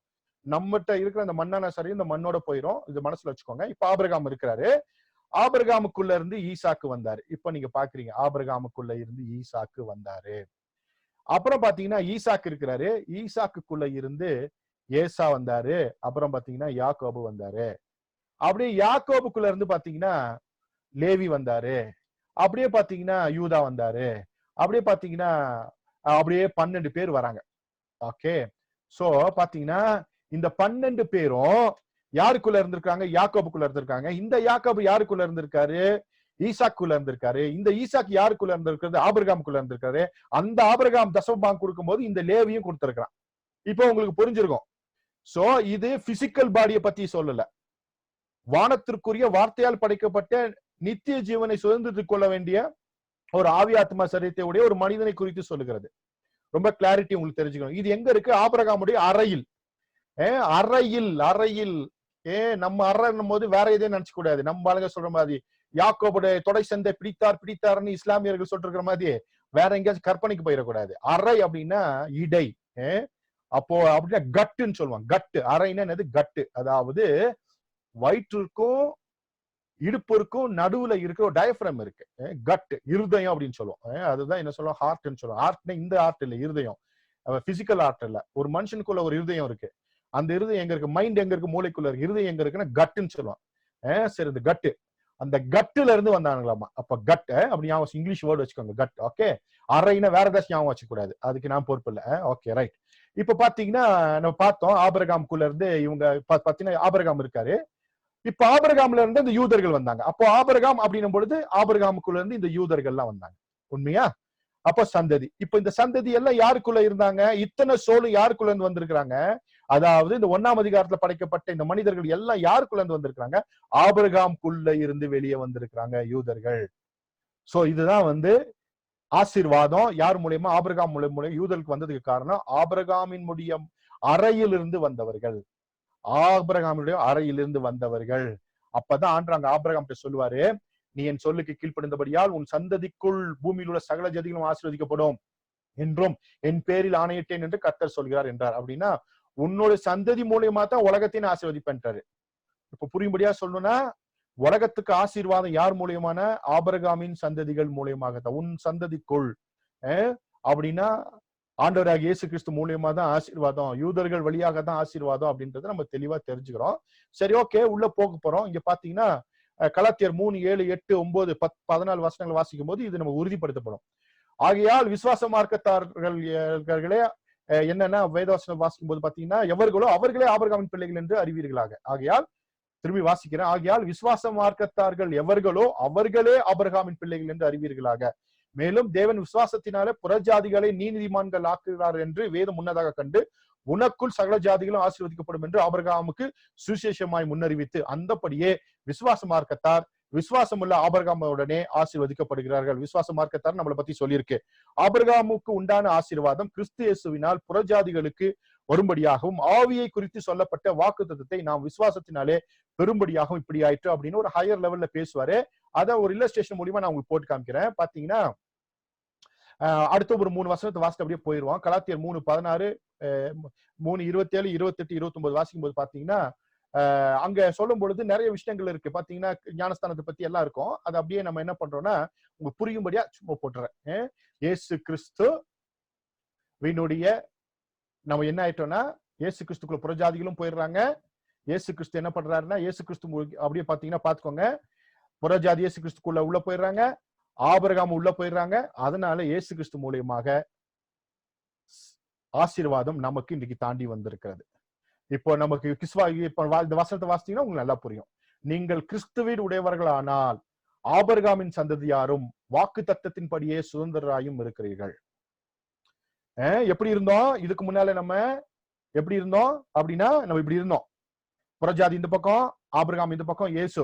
ஆபிரகாமின் சந்ததிகள் மாத்திரம் ஆசீர்வதிக்கப்பட்டாங்க. ஏன்னா ஆபிரகாமின் மூலமாக ஆசீர்வாதத்தை கர்த்தர் அவருடைய ஜனங்களுக்கு கொடுத்தாரு.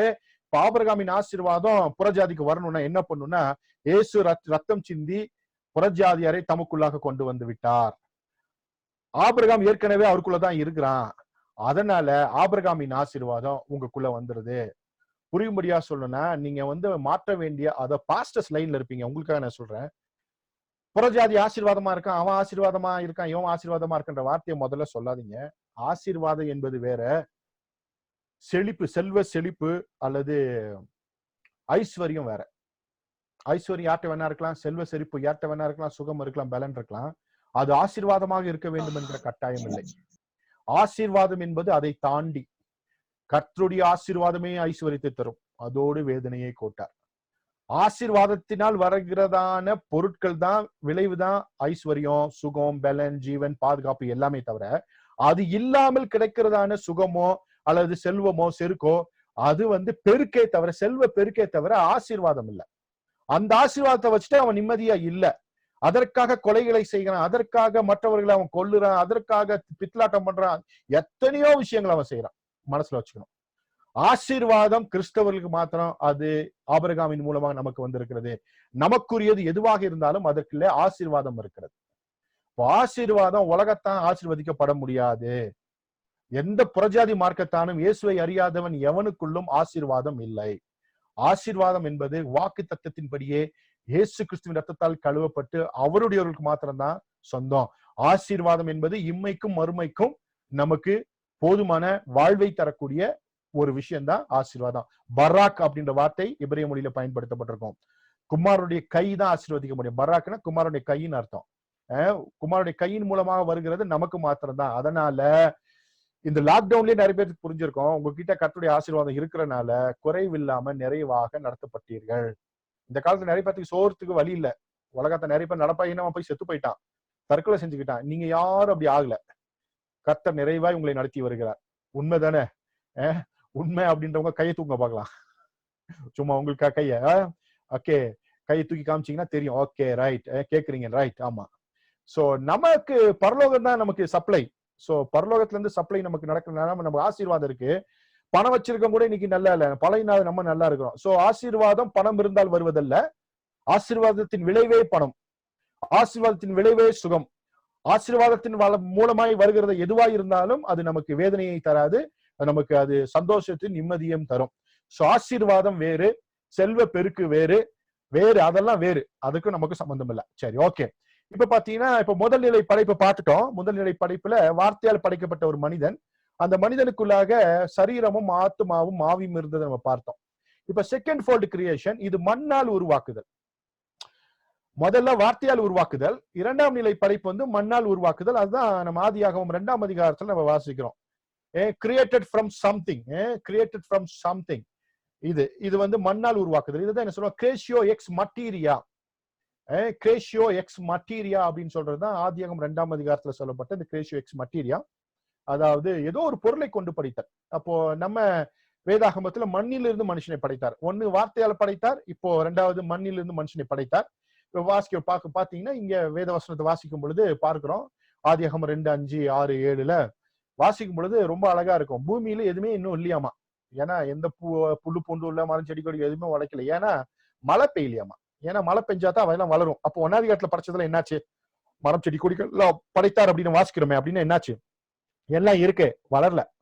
ஏன்னா அதற்கு வந்து என்ன வேணும்னா, அது வார்த்தையால் படைக்கப்பட்டது. இப்போ அதுக்கு வந்து என்ன பண்ணும், அது செகண்ட் ஃபோல்ட் கிரியேஷன் வேணும். வார்த்தையால் படைத்ததற்கு செகண்ட் ஃபோல்ட் கிரேஷியோ எக்ஸ் மட்டீரியா வேணும். இப்போ மரம் செடி கொடி வளர்வதற்கு ஒரு மெட்டீரியல் வேணும். என்ன வேணும், மழை என்கிற மெட்டீரியல் வேணும். மழையை பெய்ய வைக்கிறாரு. பாத்துக்கோங்க, ஆண்டவருடைய ஃபோல்ட் எப்பவுமே கிரியேஷன் ரெண்டு. இது வந்து ஆவிக்குரிய உலகத்துல நீங்க கனெக்ட் பண்ணி படிச்சுக்கணும். விசுவாசத்தின் மார்க்கத்தார் விசுவாசத்தினாலே கிரியை செய்ய வேண்டும். விசுவாசம் ஒண்ணு இருக்கு, அது வந்து அதுக்கு எந்த வார்த்தை தான். ரெண்டாவது வந்து என்ன, கிரியை இருக்கிறது. பழைய ஏற்பாட்டுல கிரியினால் வந்த விசுவாசம், புதிய ஏற்பாட்டுல விசுவாசத்தினால் வருகிற கிரியை. நிறைய பேரு இன்னைக்கு அதை புரிஞ்சுக்காம இருக்கிறாங்க. பழைய ஏற்பாட்டுல கிரியினால் வந்த விசுவாசம், புதிய ஏற்பாட்டுல விசுவாசத்தினால் செய்யப்படுகிற கிரியை.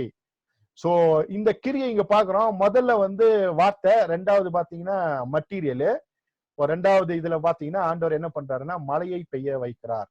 சோ எல்லாம் வளர்கிறது. அப்பொழுது வேதவசனம் சொல்லுது, அப்பொழுது மூடு பனி பூமியில் எழும்பி பூமி எல்லாம் நனைத்தது. இப்போ பூமி நினைச்சதுக்கு அப்புறம் ஆண்டவர் என்ன பண்றாரு, மண்ணான மனுஷனை உண்டாக்குறாரு. எதுல இருந்துன்னா மண்ணுனால உருவாக்குறாரு. சோ 1ஆம் அதிகாரத்துல இருந்த ஒரு மனுஷன் இருக்கால, நான் ஏற்கனவே சொன்ன வார்த்தையால் படைத்த மனுஷன் இன்விசிபிள், அவனை பார்க்க முடியாது.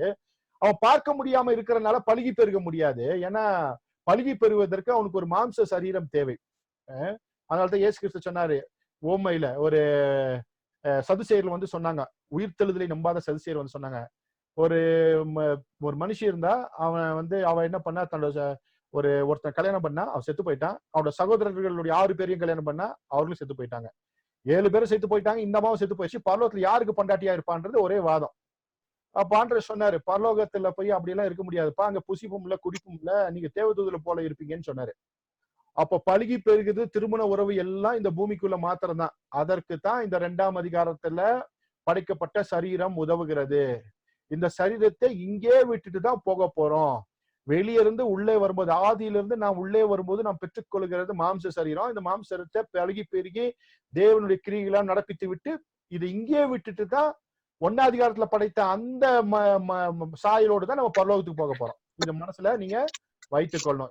இந்த பூமிக்குரிய மேனியை இங்கே விட்டுட்டு போயிடுறோம். வானத்துக்குரிய மேனி 1ஆம் அதிகாரம், பூமிக்குரிய மேனி 2ஆவது அதிகாரம். மனசுல வச்சுக்கணும். 2ஆம் அதிகாரத்தில் படைக்கப்பட்ட கிரேஷியோ எக்ஸ் மட்டீரியா என்கிறதான மண்ணிலிருந்து உருவான மனிதன் அவனுடைய இந்த சரீரத்தை இங்கே விட்டு செல்ல வேண்டும். 1ஆம் அதிகாரத்துல படைக்கப்பட்ட வானத்துக்குரிய மேனி இந்த மேனிலிருந்து பிரிந்து அது மறுபடியும் நித்திய ஜீவனுக்குள்ளாக போய்விடும். மாம்சமும் ரத்தமும் பரலோக ராஜ்யத்தை சுதந்திரிப்பதில்லை, பரலோகத்திற்கு போய் சேருவதில்லை. அதனால கவனமா இத வச்சுக்கணும். இப்போ நம்ம பார்க்கிறோம், மூடுபனி பூமியை மூடினதுக்கு அப்புறம் அந்த மூடுபனினாலே பூமி நனைந்த பின்பு மண்ணின் தூளினாலே மனிதனை உண்டாக்குகிறார். அதமா அப்படின்ற வார்த்தை பயன்படுத்தப்பட்டிருக்கும். அது நம்ம அப்படியே உள்ள போவோம். பாத்தீங்கன்னா ஆண்டவர் வந்து 2ஆம் அதிகாரம் 7ஆம் வசனத்துல படைக்கும் பொழுது அங்கே ஒரு வார்த்தையை பயன்படுத்துவார். ஈட்ஸர் அப்படின்ற ஒரு வார்த்தையை பயன்படுத்த சகப்பு கடல்ல பார்க்கலாம். ஒரு 4 எழுத்து வார்த்தையை நீங்க பார்க்கலாம். உங்களுடைய வலதுபுறத்துல நீங்க பார்க்கலாம். அந்த மொழிபெயர்ப்பு அப்படியே நான் தமிழ்ல மொழிபெயர்த்திருக்க நேரடியா அந்த எபிரேய மொழியில வாசித்தீங்கன்னா, யெகோவா ஏலோகிம் ஆதாமை மண்ணின் தூளினாலே உருவாக்கி ஜீவ சுவாசத்தை நாசில ஊதினார், அவன் ஜீவாத்மானான் இருக்கும். அப்போ மண்ணின் தூளினாலே, தமிழ்ல அப்படி இருக்காது, மண்ணினாலேன்னு இருக்கும். ஆனா இபிரேய மொழியில அதமா அப்படின்னு இருக்கும். அதமா அப்படின்னா தூள், மண்ணுல இருக்க ஃபைன் டஸ்ட். அப்படின்னா 10 நாள் வீட பூட்டிட்டு போயிட்டா உங்க தரையில படைஞ்சிருக்கிற ஒரு தூசு, ஃபைன் டஸ்ட். கதவை சாத்திட்டு போனாலும் சரி, ஜன்னலை சாத்திட்டு போனாலும் சரி, என்ன வேணாலும் வீட்டுல தூசி படியும் பாருங்க, அந்த தூசு அப்படி ஃபைன் டஸ்ட்ல படிச்சாரு. அதனால மனிதனை உண்டாக்கி இருக்கிறார் அப்படின்னு இந்த வேதவசனம் சொல்றாரு. அதமால இருந்து உருவாக்கினார். அதமா அப்படின்னா பூமிக்குரியவன் அப்படின்னு அர்த்தம். அதமா அப்படின்னா பூமிக்குரியவன். அதுவே அதமே அப்படின்னு படிச்சா வானத்துக்குரியவன். 1ஆம் அதிகாரத்துல படைக்கப்பட்டவன் அதமே, அவன் வானத்துக்குரியவன். 2ஆம் அதிகாரத்துல அவனுக்கு ஒரு மாம்ச சரீரம் கொடுக்கப்பட்டது, அப்படின்னா அவன் அதமாக பூமிக்குரியவனாய் இருக்கும்படியாக. சோ ஒரு மனிதனுக்குள்ளாக பூமிக்குரியவனாய் இருக்கும்படியான மண்ணான சரீரம், வானத்துக்குரியவனாய் இருக்கும்படியான வானத்திற்குரிய வானமேனி, செலஸ்டைல் பாடின்னு சொல்லுவான். 2 சரீரங்கள் உள்ளே இருக்கிறது. ஓரளவுக்கு உங்க மனசுக்குள்ள இப்ப பிக்சர் வந்திருக்கும். மாம்சத்திற்குரிய உலகத்திற்குரிய மேனி, வானத்திற்குரிய மேனி 2 இருக்கு. 1ஆம் அதிகாரத்துல இருக்கிறது வானத்துக்குரிய மேனி, 2ஆம் அதிகாரத்துல இருக்கிறது பூமிக்குரிய மேனி. இப்போ அந்த ஸ்கிரீனை பார்த்துக்கோங்க, உங்களுக்கு புரியும்படியாக அப்படியே ஒரு இல்லஸ்ட்ரேஷன் போட்டிருக்கேன். இந்த பக்கம் மண்ணின் தூள் இருக்கிறது.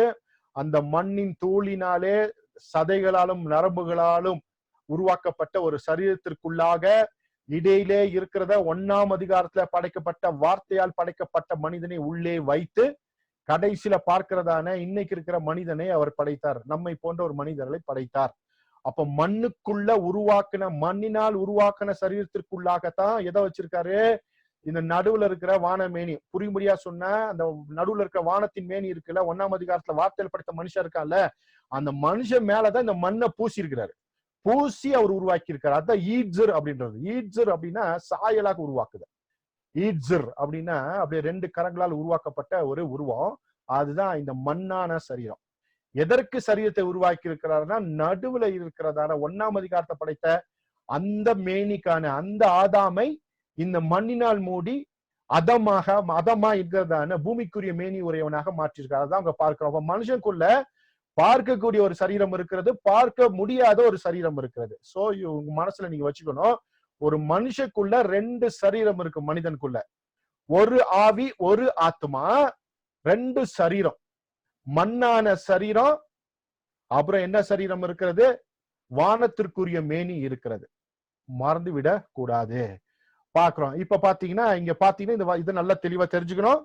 சோ இந்த உலகத்திற்கான ஒரு மேனி இருக்கிறது. உள்ளே பரலோகராஜ் சுதந்திரத்துக்குள்ள போகிற ஒரு மேனியும் உள்ளே இருக்கிறது. 1ஆம் அதிகாரத்தின் மேனி இருக்கிறது, 2ஆம் அதிகாரத்தின் மேனியும் சேர்ந்தவன் தான் ஒரு மனுஷன். 2 மேனிகளை உடையவன்.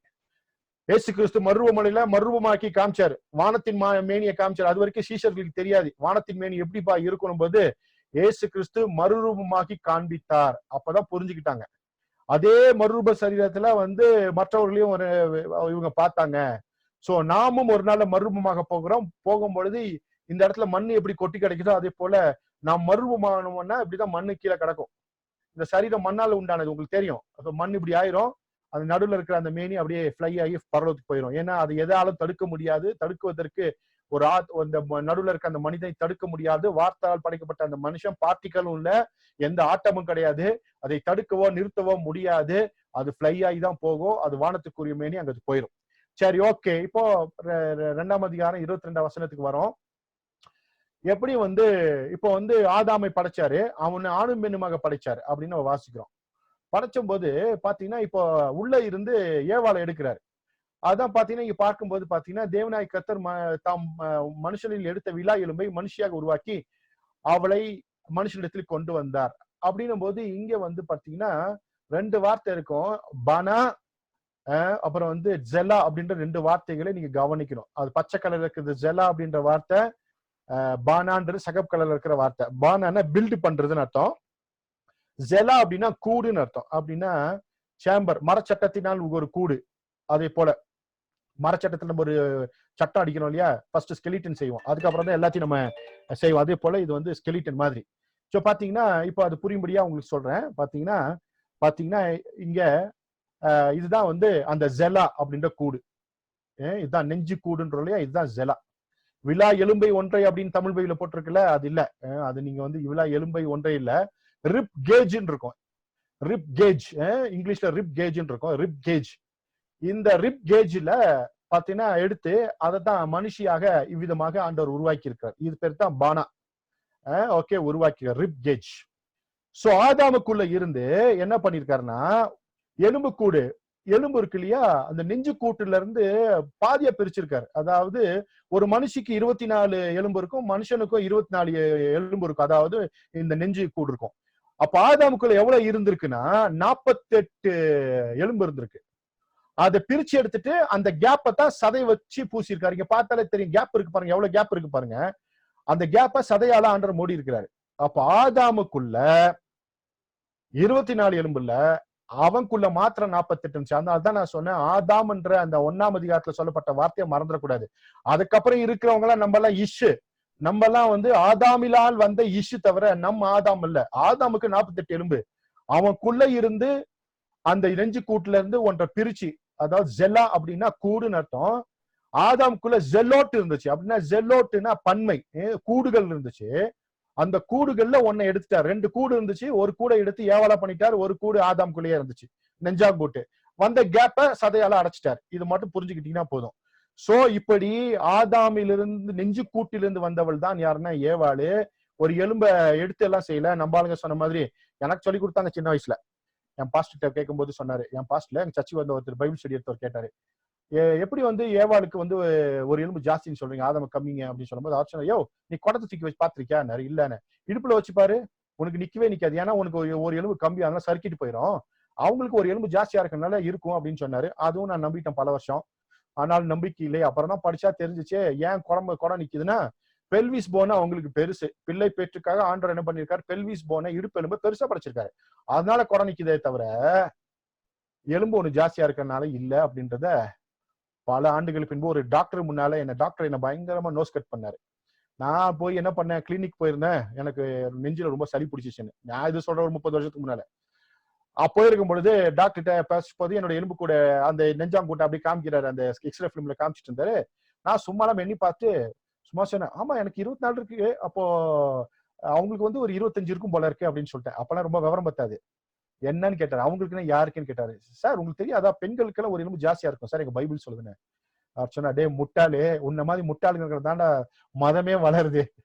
2 பேத்துக்கும் 24 தாண்டா அப்படின்னு இன்னொன்னு எனக்கு போட்டு காமிச்சாரு. ஷாக் ஆயிட்டேன். அட, நம்ம பைபிள் டீச்சர் இப்படி எல்லாம் சொல்லி கொடுத்து நமக்கு சொல்லி கொடுத்தாரு அப்படின்னு. அதுக்கப்புறம் தேடலுக்கு விளைவாக கர்த்தர் பின்னாளிலே மொழியை கற்றுக்கொண்ட பொழுது ஆண்டவர் சொல்லி கொடுத்தாரு, ஜெலானா அங்க என்ன இல்ல, விலா எலும்பு இல்ல, விலா எலும்பு கூடுன்னு எழுதிக்கணும் உங்க பைபிள்ல. ஜெலா அப்படின்னா எலும்பு கூடு. இது வேதாகம் வந்து பல இடத்துல வருது. எத்தனை இடத்துல வருதுன்னா ஏறக்குறைய 48 இடங்கள்ல வருது. யாத்திராகமத்துல மாத்திரம் 15 முறை வருது. யாத்திராகமத்துல மட்டும் 15 முறை ஜெலான்ற வார்த்தை இருக்கும். எதுக்கு தெரியுங்களா? ஆசரிப்பு கூடாரத்தை கட்டுவாங்க. வெளிப்புறத்துக்கு ஒரு ஸ்கெலிட்டனு, உள்ள இருக்கிறதான அந்த தேவாலயத்திற்கான அந்த என்ன சொல்றது, ஆசரிப்பு கூடாரத்துக்கான ஸ்கெலிட்டன். அந்த 2 ஸ்கெலிட்டனுக்கு பேரே என்னன்னா ஜெலா தான். அப்போ இங்கேயும் ஜெலா அங்கேயும் ஜெலா. அப்ப அங்க எலும்பு கூடா இல்ல. இப்போ இங்க எலும்பு கூடு, அங்க மரச்சட்ட கூடு.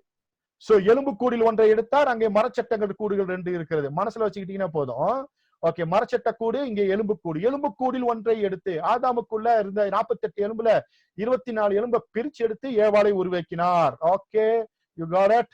சரி, இப்ப அது உள்ள போயிருவான். அப்போ நீங்க வந்து தெரிஞ்சுக்கணும். அடுத்தது பாத்தீங்கன்னா 1ஆம் அதிகாரத்தின் மனுஷனையும் 2ஆம் அதிகார மனுஷனையும் நீங்க இப்ப பாக்குறீங்க. ஹாசே என்கிற 1ஆம் அதிகார மனுஷன் ஆவி ஆத்மா சரீரம். 2ஆம் அதிகாரத்துல அந்த மனுஷன் எப்படி என்ன பண்ணிருக்காரு, அவனுக்கென்று எலும்பினாலும் சதையினாலும் மண்ணினால் உண்டாக்குன ஒரு சரீரத்திற்குள்ளாக சரீரத்தை என்ன பண்ணிருக்காரு, இந்த 1ஆம் அதிகாரத்து மனிதன் மேலாக வைத்திருக்கிறார், அதற்குள்ளாக வைத்திருக்கிறார். சோ ஆணு பெண்ணுமாக படிக்கிறார். அது பேரு பாரா அப்படின்ற, கிரியேட்டட் அப்படின்ற வார்த்தை இருக்கும். சும்மா உங்களுக்கு நீங்க மனசுல வச்சுக்கிட்டீங்கன்னா போதும். 1ஆம் அதிகாரத்துல படைக்கப்பட்ட மனுஷன் ஹாசே என்ற முறையில, 2ஆம் அதிகாரத்துல படைக்கப்பட்ட மனுஷன் பாரா என்ற முறையில. சோ ஹாசே பாரா, பைபிள் சும்மா கிரியேட்டர், சிருஷ்டித்தார், படைத்தார்ன்னு இருக்கும். அது அப்படியே மனசுல வச்சுக்கோங்க. சரி, ஓகே.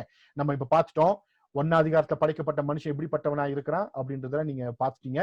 அவனுக்காக தான் 2ஆம் அதிகாரத்துல மண்ணால விசிபிள் மேனா மாற்றப்படுறான். அப்போ 1ஆம் அதிகாரத்துல இருந்தவன் இன்விசிபிள் மேன், 2ஆம் அதிகாரத்துல இருக்கிறவன் விசிபிள் மேன்.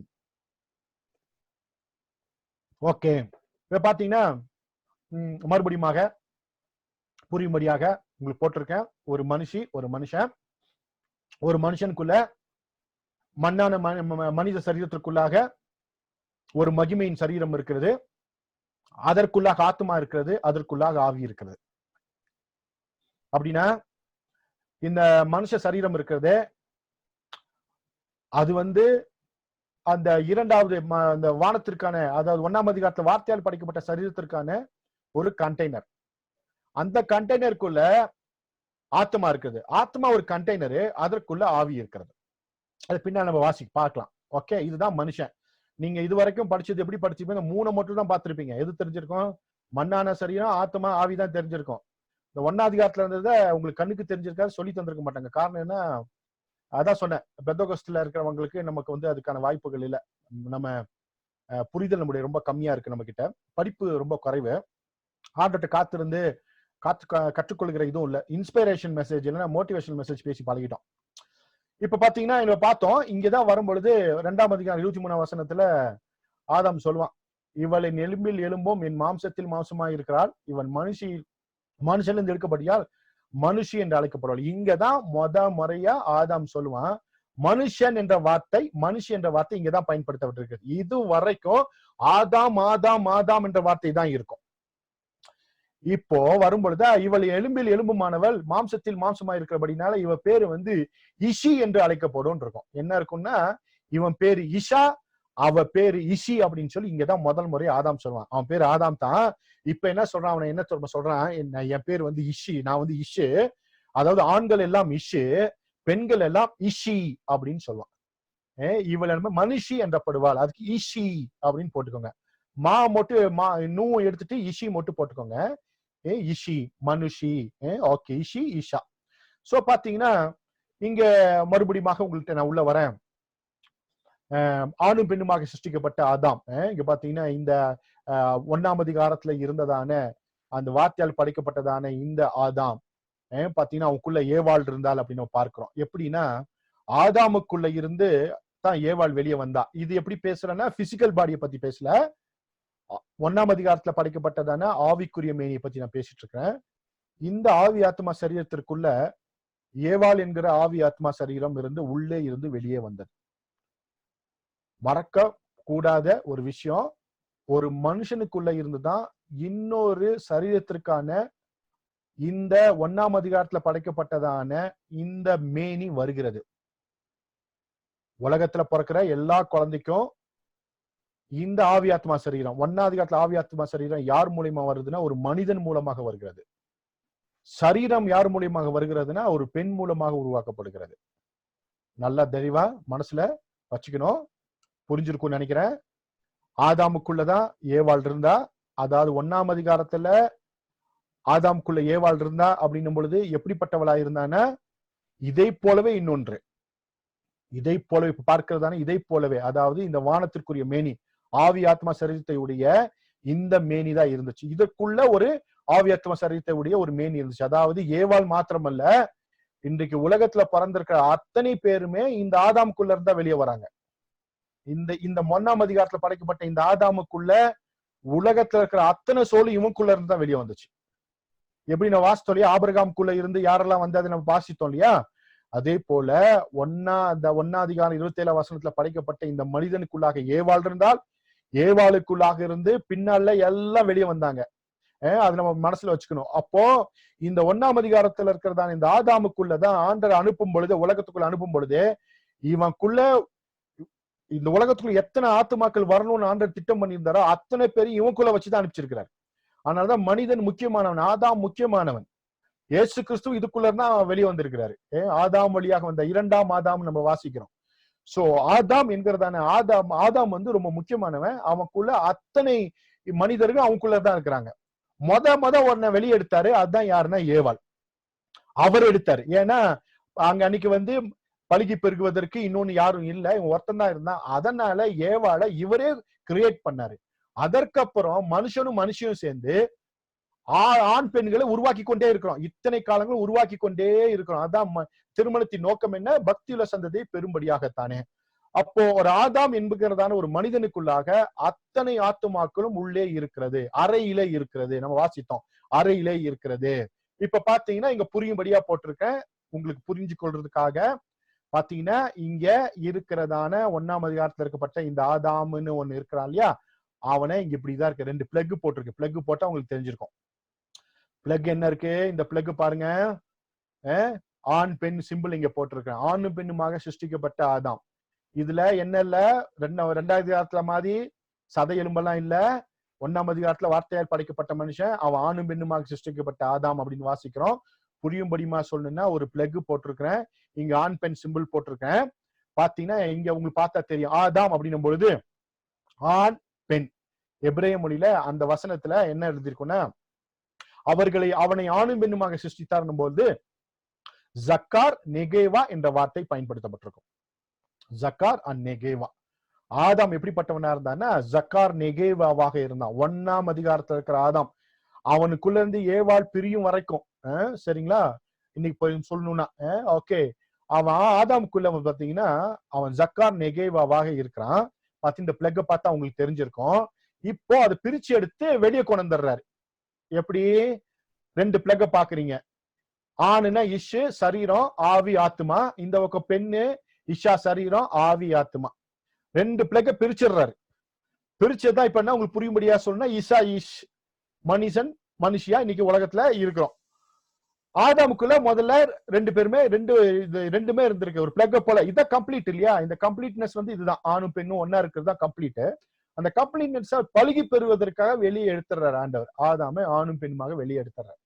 அப்போ பெண் என்பவள் யாருன்னா இஷா, அவளுக்கு ஒரு சரீரம் இருக்கிறது, ஆவி ஆத்மா இருக்கிறது. அதே போல ஆண் என்பவன் இஷு, அவனுக்கு ஒரு சரீரம் இருக்கிறது, ஆவி ஆத்மா இருக்கிறது. இதை நல்லா நீங்க கவனிச்சிட்டீங்கன்னா போதும். இப்போ ஆதாம் இப்போ தோட்டத்துல 2 பேரா இருக்கிறாங்க.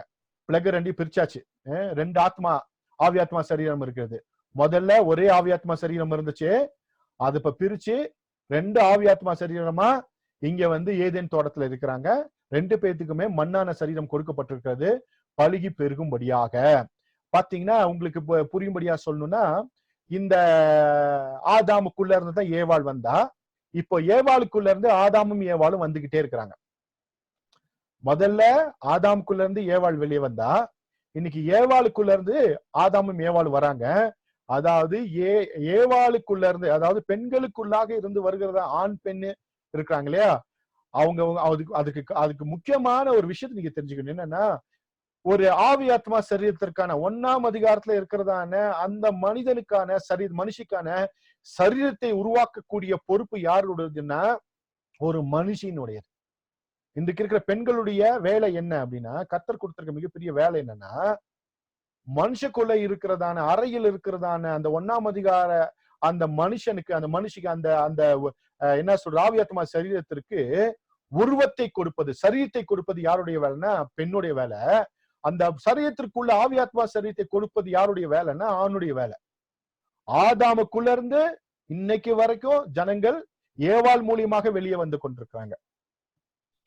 புரியும்படியா திரும்ப சொல்றேன், ஒரு மனிதனுக்குள்ளாக இருக்கிறதான அத்தனை மனிதர்களும், அத்தனை ஹியூமன் பீயிங்ஸும் ஏவாள்கள் மூலமாக இந்த உலகத்திலே உருப்பெற்று வெளியே வந்து கொண்டிருக்கிறார்கள்.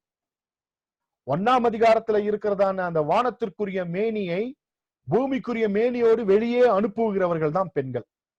அதனால்தான் 2 பேருக்கும் சம பங்கு இந்த உலகத்துல இருக்கிறது. அப்போ ஆத்துமா என்கிற 1ஆம் அதிகாரத்துல படைக்கப்பட்ட அந்த மனுஷனை பொறுத்தளவுக்கு அது ஆதாமுக்குள்ளதான் இருக்கிறாங்க இன்னைக்கும். அதான் ஆணுக்கு தலைமைத்துவத்தை கர்த்தர் கொடுத்திருப்பதற்கு காரணம், அவனுக்குள்ளாக ஆத்துமாக்கள் உள்ளே இருக்கிறது. அவன் கட்டுக்குள்ள, அவனுடைய அறைக்குள்ளாக, புரியும்படியா சொன்ன உங்க எல்லாருக்குள்ள, இங்க இருக்கிற எல்லா சகோதரருக்குள்ளாக நிறைய யாருக்கு இருக்கிறாங்க? ஆத்துமாக்கள் இருக்கிறாங்க. அதாவது ஆத்துமாக்கள் 1ஆம் அதிகாரத்துல சொல்லப்பட்டதான அந்த மனிதர்கள் இருக்கிறாங்க. நீங்க திருமணம் செய்யும் பொழுது உங்கள் மூலமாக, உங்கள் மனைவி மூலியமாக உருப்பெற்று வெளியே வராங்க, அவங்க மூலியமா திரும்ப வெளியே வராங்க, இப்படி வந்துகிட்டே இருக்கிறாங்க. இதை புரிஞ்சுக்கிறதுக்கு கொஞ்சம் நீங்க ட்ரை பண்ணுங்க, கர்த்தர் உங்களுக்கு புரிய வைக்கணும். சோ ஒரு மனுஷி மூலமாக வெளியே வருகிறது சரீரத்தில் இருக்கிற மனிதர்கள். ஒரு ஆண் மூலமாக பெண்ணுக்குள்ளாக வெளியே வர்றது யாருன்னா இந்த 1ஆம் அதிகாரத்துல படைக்கப்பட்டதான அந்த ஆவி ஆத்மா சரீரத்துடைய மனிதர்கள். இந்த உலகத்துக்கு போகும்போது பெண் மூலமாக உருவான அத்தனை இந்த சரீரங்கள் அழிந்து விட்டு ஆதாமுக்குள்ளாக இருந்து வெளியே வந்ததான அந்த ஆவி ஆத்மா சரீரம் மாத்திரமே பரலோகம் செல்லும். இதை புரிஞ்சு கொண்டவர்கள் பாக்கியவான்கள். டிஃபிகல்ட்டியா இருக்காங்க, அர்த்த கேள்வி கேட்டுக்கோங்க. சரி, இப்போ பாத்தீங்கன்னா இங்க உங்களுக்கு நான் சொல்றேன். இங்க பாத்தீங்கன்னா ஈஷா, இஷ் அப்படின்ற 2 வார்த்தை இங்க பயன்படுத்தப்படுகிறது. இஷானா மனுஷி, இஷ்னா மனுஷன். கலர் கோடிங் போட்டிருக்கேன், அப்பவே தெரிஞ்சுக்க வேண்டியது. ப்ளூனா மனுஷன், அந்த ஆண்கள், பிங்க்னா மனுஷி. உலகளாவிய அளவில் அதுதான் கலரு. பிங்க் கலர்னா பெண்களை குறிக்கும், ப்ளூ கலர் வந்து மனுஷனை குறிக்கும். அதனால இன்டர்நேஷனல் கோடிங்ல தான் போட்டிருக்கேன், புரிஞ்சுக்கோங்க. இங்க பாத்தீங்கன்னா கணவன் மனைவியானுக்கான தேவனுடைய திட்டம் என்னன்னா, ஆவியில் இணைப்பு, ஆத்மாவில் இணைப்பு, சரீரத்தில் இணைப்பு. இதுதான் தேவன் எதிர்பார்க்கிற திருமண உறவு. தேவன் ஏதேனில் ஏற்படுத்தப்பட்ட திருமண உறவு நோக்கம் என்னன்னா, இந்த பிளக் திரும்பி போட்டிருக்கேன். ஆவியில் இணைப்பு, ஆத்மாவில இணைப்பு, சரீரத்தில் இணைப்பு. இது 1ஆம் அதிகார இணைப்பை பத்தி பேசிட்டு இருக்கிறேன். 2ஆம் அதிகார இணைப்பு வந்து பிள்ளைகளை பெறுவதற்கு. சரிங்களா? Okay, you got it. அது சுகத்திற்காக இந்த உலகத்துல வச்சிருக்க 1ஆம் அதிகாரத்தை பத்தி பேசிட்டு இருக்கிறேன். அதுல இந்த இணைப்பை தான் தேவன் எதிர்பார்க்கிறார். ஆவியில் இணைப்பு, ஆத்மாவில் இணைப்பு, சரீரத்தில் இணைப்பு. இதுதான் திருமணத்தினுடைய மிகப்பெரிய நோக்கம். நான் திருச்சபையும் கிறிஸ்துவையும் குறித்து பேசுகிறேன். பவுல் சொன்னாரு, அழகா நீங்க ரிலேட் பண்ணிக்கலாம். அவர் பிசிக்கல் ரிலேஷன் பத்தி பேசல, ஸ்பிரிச்சுவல் ரிலேஷன்ஷிப் பத்தி பேசுறாரு. அதே தான் நானும் இங்க சொல்றேன். ஆவியில் இணைப்பு, ஆத்மாவில் இணைப்பு, சரீரத்தில் இணைப்பு. அதனாலதான் முதல்ல பிளக்க போட்டு காமிச்சேன். பிரிக்கப்பட்ட பிளக்க நம்ம திரும்ப சேர்க்கிறோம் திருமணத்தின் மூலமாக. அதனால தான் விவாக மஞ்சம் யாவருக்குள்ளும் கனமுள்ளதாய் இருக்கிறது. Okay, you got it. So ரொம்ப முக்கியமான விஷயம் இதுதான். இப்போ முதல்ல இந்த இணைப்பு இல்லாமதான் வாழ்க்கையில பிரச்சனையே ஆரம்பிக்குது. அப்போ கணவன் மனைவிக்கான இணைப்பு என்ன? ஆவியில் இணைப்பு, ஆத்மாவில் இணைப்பு, சரீரத்தின் இணைப்பு, 1ஆம் அதிகாரத்தின் படி இணைப்பு. சரி, இப்ப பாத்தீங்கன்னா உங்களுக்கு இப்ப மறுபடியும் சொல்றேன். பாத்தீங்கன்னா ஆதாமுக்குள்ளே மக்கள், ஏவாளுக்கு வெளியே மக்கள் போட்டிருக்கேன். இப்போ உங்களுக்கு புரிஞ்சிருக்கும்னு நினைக்கிறேன். ஆதாமுக்குள்ளே மக்கள்னா 1ஆம் அதிகாரத்துல உருவாக்கப்பட்ட அத்தனை அந்த மனிதர்கள் ஆதாமுக்குள்ளதான் இருக்கிறாங்க. அவங்க ஏவாளுக்கு வெளியே, ஏவாள் மூலியமா வெளியே வராங்க. இதுதான் நிதர்சனமான உண்மை.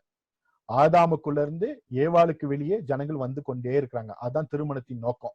திருமணத்தின் நோக்கம் என்ன?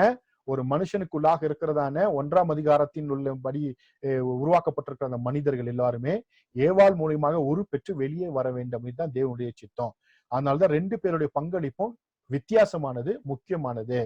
ஒரு பெண் வந்து பயங்கரமா எனக்கு தான் இம்பார்ட்டன்ஸ், நான் முக்கியமானவள் நினைக்க முடியாது. அதே போல ஆணும் நான் தான் முக்கியம், பெண் முக்கியம் இல்லைன்னு சொல்ல முடியாது. ஆதாமுக்குள்ள இருக்கிறவங்களை வெளியே கொண்டு வரணும்னா அது ஏவாள்னாலதான் முடியும். உங்களுக்கு புரிஞ்சிருக்கும். இப்படி பழகி பெருகினாதான் தேவ சித்தம் நிறைவேறும். ஆவிக்குரியவர்கள் ஆவிக்குரிய மேனியோடு அவர்கள் மறுரூபமாகுவார்கள் என்பதை நம்ம பார்க்கலாம். சரியா? இதா ஆதாமுக்குள்ளே மக்கள், ஆதாமுக்கு வெளியே மக்கள். இந்த 2 இந்த டைலாக்ஸ் நீங்க மனசுல வச்சுக்கிட்டீங்கன்னா உங்களுக்கு நல்லா ஞாபகம் வந்துடும். பாத்தீங்கன்னா ஆதாமுக்குள்ள இருக்கிற மக்கள் ஏவாள் மூலமாக இந்த உலகத்திற்குள் பிறந்து கொண்டே இருக்கிறார்கள். இந்த வாசகம் உங்களுக்கு ரொம்ப உதவியா இருக்கும். என்ன இருக்கும்? ஆதாமுக்குள்ளே இருக்கிறதான மக்கள் ஏவாள் மூலமாக இந்த உலகத்திற்குள் பிறந்து கொண்டே இருக்கிறார்கள் இது வரைக்கும். சரிங்களா? இதுதான் வந்து முக்கியமான ஆந்த்ரோபாலஜில முக்கியமாக கவனிக்க வேண்டிய விஷயம். இப்போ உங்களுக்கு புரியும்படியா இதனுடைய பிசிக்கல் ரிலேஷன்ஷிப் என்ன அப்படின்றதெல்லாம் கொஞ்சம் உங்களுக்கு சொல்லித்தரேன். ஸ்பிரிச்சுவல் ரிலேஷன்ஷிப் பத்தி பேசிட்டேன். இப்போ ஸ்பிரிச்சுவல் ஆஸ் வெல் அண்ட் பிசிக்கலை பத்தி கொஞ்சம் பேச போறேன். இங்க பாத்தீங்கன்னா இந்த இஷாவை இப்ப 2 விதமா பாக்குறோம். பாத்தீங்கன்னா ஆவ், இம் அப்படின்ற வார்த்தை. அப்பானா எபிரேய மொழியில ஆவ் அப்படின்னு சொல்லுவாங்க. ஆப் இல்ல ஆபா அப்படின்னு சொல்லுவாங்க. ஆவ் அப்படின்னு சொல்லுவோம். எபிரேய மொழியில அம்மாவுக்கு வந்து இம்முன்னு சொல்லுவோம். இங்க வந்து ஆதாம் வந்து எல்லாருக்கும் தகப்பன், அதனால அவன் வந்து ஆபு. ஏவாள் எல்லாருக்கும் என்னன்னா தாயானவள், அவளை வந்து இம்முன்னு சொல்றான். ஆபு, இம்மு, இந்த 2 வார்த்தை 3 விஷயங்களை பார்த்திருக்கோம். என்னன்னா ஆதாமு, ஏவாளு, அதுக்கப்புறம் இஷு, இஷா, இப்ப ஆபு, இம்மு, 3 விஷயங்களை பார்த்திருக்கோம். மறந்துடக்கூடாது. முதல்ல ஆதாமும் ஏவாள். ஆதாமுக்குள்ள இருந்து ஏவாள் வந்தாள். ஹாவா அப்படின்னு சொன்ன எபிரேய மொழியில. ஏவாள் என்பது தமிழாக்கம். ஹாவா, ஆதாம், ஹாவா. அப்புறம் அவன் சொல்றான் இஷு, இஷா. ஆதாம் வந்து இஷு, இஷா வந்து வந்து ஏவாளு. இப்ப ஆதாம் வந்து ஆபு, ஏவாள் வந்து இம்மு, அப்பா அம்மா என்ற ஸ்தானத்துக்கு வராங்க. இப்போ ஆதாமும் ஏவாளு மனுஷி, மனுஷி, இப்ப அப்பா அம்மா என்ற ஸ்தானத்துக்கு வராங்க. அப்பா அம்மா என்ற ஸ்தானத்துக்கு பாத்தீங்கன்னா அம்மா அப்படின்னா என்ன அர்த்தம்னா கருப்பையின் தலைவின்னு அர்த்தம். அம்மா யாருன்னா கருப்பையின் தலைவி, கருப்பையை உடைய தலைவின்னு அர்த்தம். கருப்பையின் தலைவின்னு அர்த்தம். அப்பானா வீட்டின் தலைவர்னு அர்த்தம். ஓகே, சோ ரொம்ப முக்கிய கவனிக்க வேண்டிய விஷயம். அப்பானா வீட்டின் தலைவர், அம்மா கருப்பையின் தலைவி. அப்பா தனக்கு தான் வீட்டுக்குள்ள இருக்கிறத அம்மாவுடைய கருப்பையில வைப்பாரு, அது குழந்தையா உலகத்துக்கு வரும். எத்தனை பேருக்கு புரிஞ்சு? அப்பா தான் வீட்டுல இருக்கிறத அம்மாவோட கருப்பையில வைக்குவாரு, அது வந்து உலகத்துக்குள்ள வரும். சரியா? அப்போ அம்மா சரீரத்துக்கு காரணமானவங்க அம்மா. நம்ம சரீரம் நம்ம அம்மா மூலியமா நமக்கு வந்திருக்குது. குரோமோசோமல் கவுண்ட் அம்மா அப்பா மூலியமா வந்திருக்கு. ஆனா இந்த சோல் ஒன்னாவது அதிகாரத்தில் படைக்கப்பட்ட அந்த ஆவியாத்மா சரீரம் ஆதாம் என்கிற அந்த அப்பாவுடைய வீட்டுக்குள்ளாக இருந்து அம்மாவுடைய கருப்பைக்குள்ளாக வந்து உலகத்துல வந்திருக்கிறோம். ஒருவேளை நிறைய குழந்தை பாக்குற அபாஷன் ஆயிரும். எல்லாம் பார்க்கும்போது பாத்தீங்கன்னா கரு உண்டாயிருக்கும். ஆனா உள்ள வந்து அந்த ஆதாமுடைய, அதாவது மனுஷனுக்குள்ள இருந்ததான அந்த முதல் அதிகாரத்துல இருக்கிறதான வார்த்தையில படைக்கப்பட்ட அந்த ஆவியாத்மா சரீரம் உள்ள போயிருக்காது. நிறைய அபாஷன் அப்படின்னா வந்து குழந்தைங்க செத்து போறதுக்கு காரணம் ஒன் ஆஃப் த ரீசன். நிறைய ரீசன் இருக்கு. அதுல ஒரு ரீசன் என்னன்னா, அந்த சிங்க் ஏற்படுனா குழந்தை கலைஞ்சிரும். பிண்டோன்னு வாங்க, பிண்டோம் அப்படின்வாங்க. பிண்டோம் அப்படின்னு சொல்றது காரணம் என்ன, அதுக்குள்ள என்ன இல்லைன்னா இந்த சோல் இல்லாம போயிடும். ஒன்னாம் அதிகாரத்துல படைக்கப்பட்ட அந்த ஆவியாத்மா சரீரம் இல்லாமல் போயிடுச்சுன்னா அது பிண்டோம் அப்படின்னு நம்ம சொல்லுவோம். அது வந்து கலைஞ்சிரும். ஓகே, அப்போ சில வேளையில அதுக்கான வாய்ப்புகள்லாம் நடக்குது நம்ம பார்க்கிறோம். சரி, உங்களுக்கு புரியும்படியாக. அப்போ அப்பானா வீட்டின் தலைவர், அம்மானா கருப்பையின் தலைவி. சோ அப்பா தன்கிட்ட இருக்கிறத வந்து அம்மாவுடைய கருப்பையில வைக்கிறாரு. இதுவும் நீங்க வந்து பிசிக்கலா பார்க்க கூடாது, ஸ்பிரிச்சுவலா யோசிக்கணும். பிசிக்கல் பார்ட் இன்னும் நான் வரல, ஸ்பிரிச்சுவலா நான் சொல்லிட்டு இருக்கிறேன். சரீரத்தை உருவாக்கி தரது அம்மாவுடைய வேலை. இப்ப பாத்தீங்கன்னா இங்க உங்களுக்கு பாருங்க, இந்த பிளக்ஸ் பாக்குறீங்க. இந்த பிளக்ல மேல் ஃபீமேல் பிளக் மட்டும் தான் மேட்ச் ஆகும். மேலு ஃபீமேல் மட்டும் தான் மேட்ச் ஆகும். மீது எதுவுமே என்ன ஆகாது. பாத்தீங்கன்னா ஃபீமேலும் மேட்ச் ஆகாது, மேலும் என்ன ஆகாது, மேட்ச் ஆகாது. இதுல தெரிஞ்சுக்கணும், ஆணும் கல்யாணம் பண்ணிக்கிறதுல எந்த யூஸும் இல்ல, பெண்ணும் கல்யாணம் பண்ணிக்கிற எந்த யூஸும் இல்ல. இது வேதத்திற்கு வந்து எதிரானது. அதனாலதான் நம்ம என்ன பண்றோம், இதை நாம் எதிர்க்கிறோம், கிறிஸ்தவர்களாகி நாம் எதிர்க்கிறோம். ஏன்னா இந்த இணைப்புனால ஒரு யூஸுமே இல்ல. பாத்தீங்கன்னா இந்த ரெண்டு பிளக்கும் வந்து பாத்தீங்கன்னா உங்களால என்ன பண்ண முடியாது, இந்த பிளஸ் அண்ட் பிளஸும் மைனஸும் பண்ணக்கூடாது. உலகம் என்னதான் சொன்னாலும் இது வந்து தேவனுடைய திட்டத்துக்கு எதிரானது. இதை நாம் ஏற்றுக்கொள்ள கூடாது. அதனாலதான் நம்ம எதிர்க்கிறோம். இப்ப உங்களுக்கு காரணம் தெரிஞ்சிருக்கும். ஏன் லெஸ்பியன் கல்யாணம் பண்ணக்கூடாதா, ஏன் வந்து ஹோமோசெக்சுவல் இது ஆதரிக்க கூடாதானா, ஆதரிக்க முடியாது. ஏன்னா உள்ள இருந்து வெளியே வராது, வெளியே இருந்து உள்ள போகாது. இதுக்கு வாய்ப்பே இல்ல. நான் ஸ்பிரிச்சுவலா நான் பேசிட்டு இருக்கேன். அதனால இந்த இணைப்பை நம்ம இருக்கிறோம். கருப்பு கலர் இதா இருக்கலாம், இல்ல வெள்ளை கலரா இருக்கலாம், ஆனா மேல் ஃபீமேலா இருக்கணும். இந்த இணைப்பு தான். தோல் எல்லாம் முக்கியம் இல்ல, ரேசிசம் எல்லாம் முக்கியம் இல்ல. பட் இந்த ரெண்டுமே வந்து நம்ம வந்து ஒத்துக்க முடியாத விஷயத்த நம்ம பார்க்கிறோம். சரி, ஓகே. பாத்தீங்கன்னா இங்க ஆண் பெண் அப்படின்றது இப்ப பிசிக்கலா நான் வரேன். இங்க பாத்தீங்கன்னா பிசிக்கல் ரிலேஷன்ஷிப்புக்காக இங்க வரும்பொழுது பாத்தீங்கன்னா உங்களுக்கு அந்த கடைசியில இருக்கிறது ஆணுடைய பிசிக்கல் பார்ட்டு, நடுவுல இருக்கிறது பாத்தீங்கன்னா மேலோட பிசிக்கல் பார்ட்டு. வெரி சிம்பிளுங்க. ஆணுக்கு வெளியில என்ன இருக்கோ அதுதான் பெண்ணுக்குள்ள உள்ள வச்சிருக்காரு. பெரிய வித்தியாசம் எல்லாம் ஒண்ணும் கிடையாது. நல்லா கவனிச்சீங்கன்னா தெரியும். அப்படியே உள்ள இருந்து வெளியே எடுத்தது தான். மனுஷனுக்குள்ள வெளியே இருக்குது, பெண்ணுக்குள்ள உள்ள இருக்கு. ஏன்னா உள்ளதான் குழந்தை வளர முடியும். அதனால பெண்ணுக்குள்ள உள்ள வச்சுட்டாரு, மனுஷனுக்கு வெளியே வச்சுட்டாரு. அங்க கருமுட்டை, இங்க வந்து பாத்தீங்கன்னா கருப்பை, இங்க வந்து பாத்தீங்கன்னா என்ன சொல்றேன்னா விதைப்பை நம்ம சொல்றோம். சரிங்களா? சோ இது எல்லாமே ஒண்ணுதான். என்னன்னா இதுதான் பேர். அவங்களுக்குள்ள உள்ள இருக்கிறது நமக்கு வெளியே இருக்கு. வித்தியாசமே எதுவுமே இல்ல. அதை வந்து ஃபெலோப்பியன் டியூப்ன்ற, அதை வந்து கருமுட்டைன்ற இதெல்லாம் சொல்றோம். அதே போல இங்க வந்து என்ன சொல்றோம், மிந்துன்றோம், அதுக்கான டியூப்ன்றோம், அதுக்கான சாக்குன்றோம், இதெல்லாம் நம்ம சொல்றோம். சரிங்களா? இந்த ரெண்டுமே உள்ள இருந்து வெளியே வந்தது பார்க்கலாம். இந்த இணைப்புக்கான அத்தனை விஷயங்களும் கர்த்தர் அழகா செஞ்சிருக்கிறார். பிசிக்கல் பாடி 2ஆம் அதிகாரத்துல உருவாக்குன பிசிக்கல் பாடியில இந்த ரெண்டு உள்ள இருக்கிறது ஆதாமுக்கு வெளியே வச்சுட்டாரு, வெளியே இருக்கிறத வந்து ஏவாளுக்கு உள்ள வச்சிருக்காரு. அவ்வளவுதான். பெரிய இதெல்லாம் இல்ல. நீங்க நல்லா கவனிச்சீங்கன்னா உங்களுக்கு தெரியும். சரிங்களா? ஓகே. இது என்ன அப்படின்னு சொன்னா திருமணம். இதற்கான நோக்கம் என்னன்னா, ஏன் வெளியும் உள்ளே வச்சிருக்காருன்னா இதுதான் காரணம். ஒரு உடன்படிக்கை இது. விவாகம் யாவருக்குள்ளும் கனம் உள்ளதாயும் விவாகம் கொஞ்சம் அசுசிப்படாதிருப்பதுமாக. இது அப்படியே நான் வந்து என்னோட ஒரு இது போட்டிருக்கேன், ஸ்லோகன் மாதிரி போட்டிருக்கேன். ஒரு மனுஷன் ஒரு மனுஷியோடு தங்கள் ஆவி ஆத்மா சரீரத்தில் ஏற்படுத்திக் கொள்கிற உடன்படிக்கையே திருமணம். இந்த உடன்படிக்கையின் விளைவாக தான் பிள்ளைகளை நம்ம பெற்றெடுக்கிறோம். இது உடன்படிக்கை. ஏதோ சரீர சுகத்திற்காக திருமணம் செய்து கொள்வது என்பது தேவனுடைய சித்தத்திற்கு எதிரானது, அவருடைய திட்டத்திற்கு எதிரானது. தேவனுடைய திட்டம் என்ன, நம்ம முன்னாடியே பார்த்த ஆவி ஆத்மா சரீரத்தை தொடர்பு, அதை சரீர தொடர்பு மூலமாக உறுதிப்படுத்துகிறோம். ஓகே, ஞாபகம் வச்சுக்கோங்க. எப்படி பண்றோம்?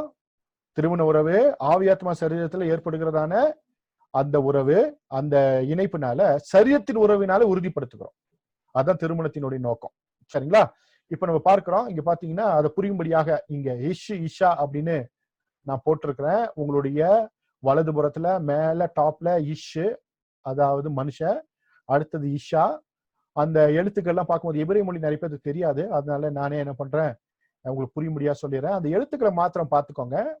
அந்த 2 வார்த்தையில காமனா இருக்கிற எழுத்துக்களை 2வது லைன்ல போட்டிருக்கேன். என்னன்னா ஆலஃப், ஷீனி, யோடு, ஹே அப்படின்ற 4 எழுத்துக்கள். இந்த 4 எழுத்துக்களால் உண்டான 2 வார்த்தைகள் தான் இஷ், இஷா. காமனான எழுத்துக்களை அங்க அப்படியே எடுத்து போட்டிருக்கேன். அதுக்கு 3வது வார்த்தை பாத்தீங்கன்னா 2லயுமே காமனா இருக்கிற வார்த்தை இருக்கு. ஆலஃப், ஷீன் என்ற 2 அப்படின்னா ஆண் பெண்ணிலும் 2 பேர்லயும் காமனா இருக்கிற எழுத்து 2 எழுத்து இருக்கு. அது பேர் என்ன? ஆலஃப், ஷீன், இஷ்ன்னு சொல்லுவோம். அதே போல அன்காமன் 2லயுமே வித்தியாசமான ஆடா இருக்கிற 2 எழுத்துக்கள் இருக்கு. அது யோடு, ஹே அப்படின்ற வார்த்தை. இப்போ மறுபடியும் உங்களுக்கு சொல்றேன். மேல டாப்ல இஷ், இஷா அப்படின்ற 2 வார்த்தை இருக்கு, ஆண் பெண்ணுன்ற வார்த்தை.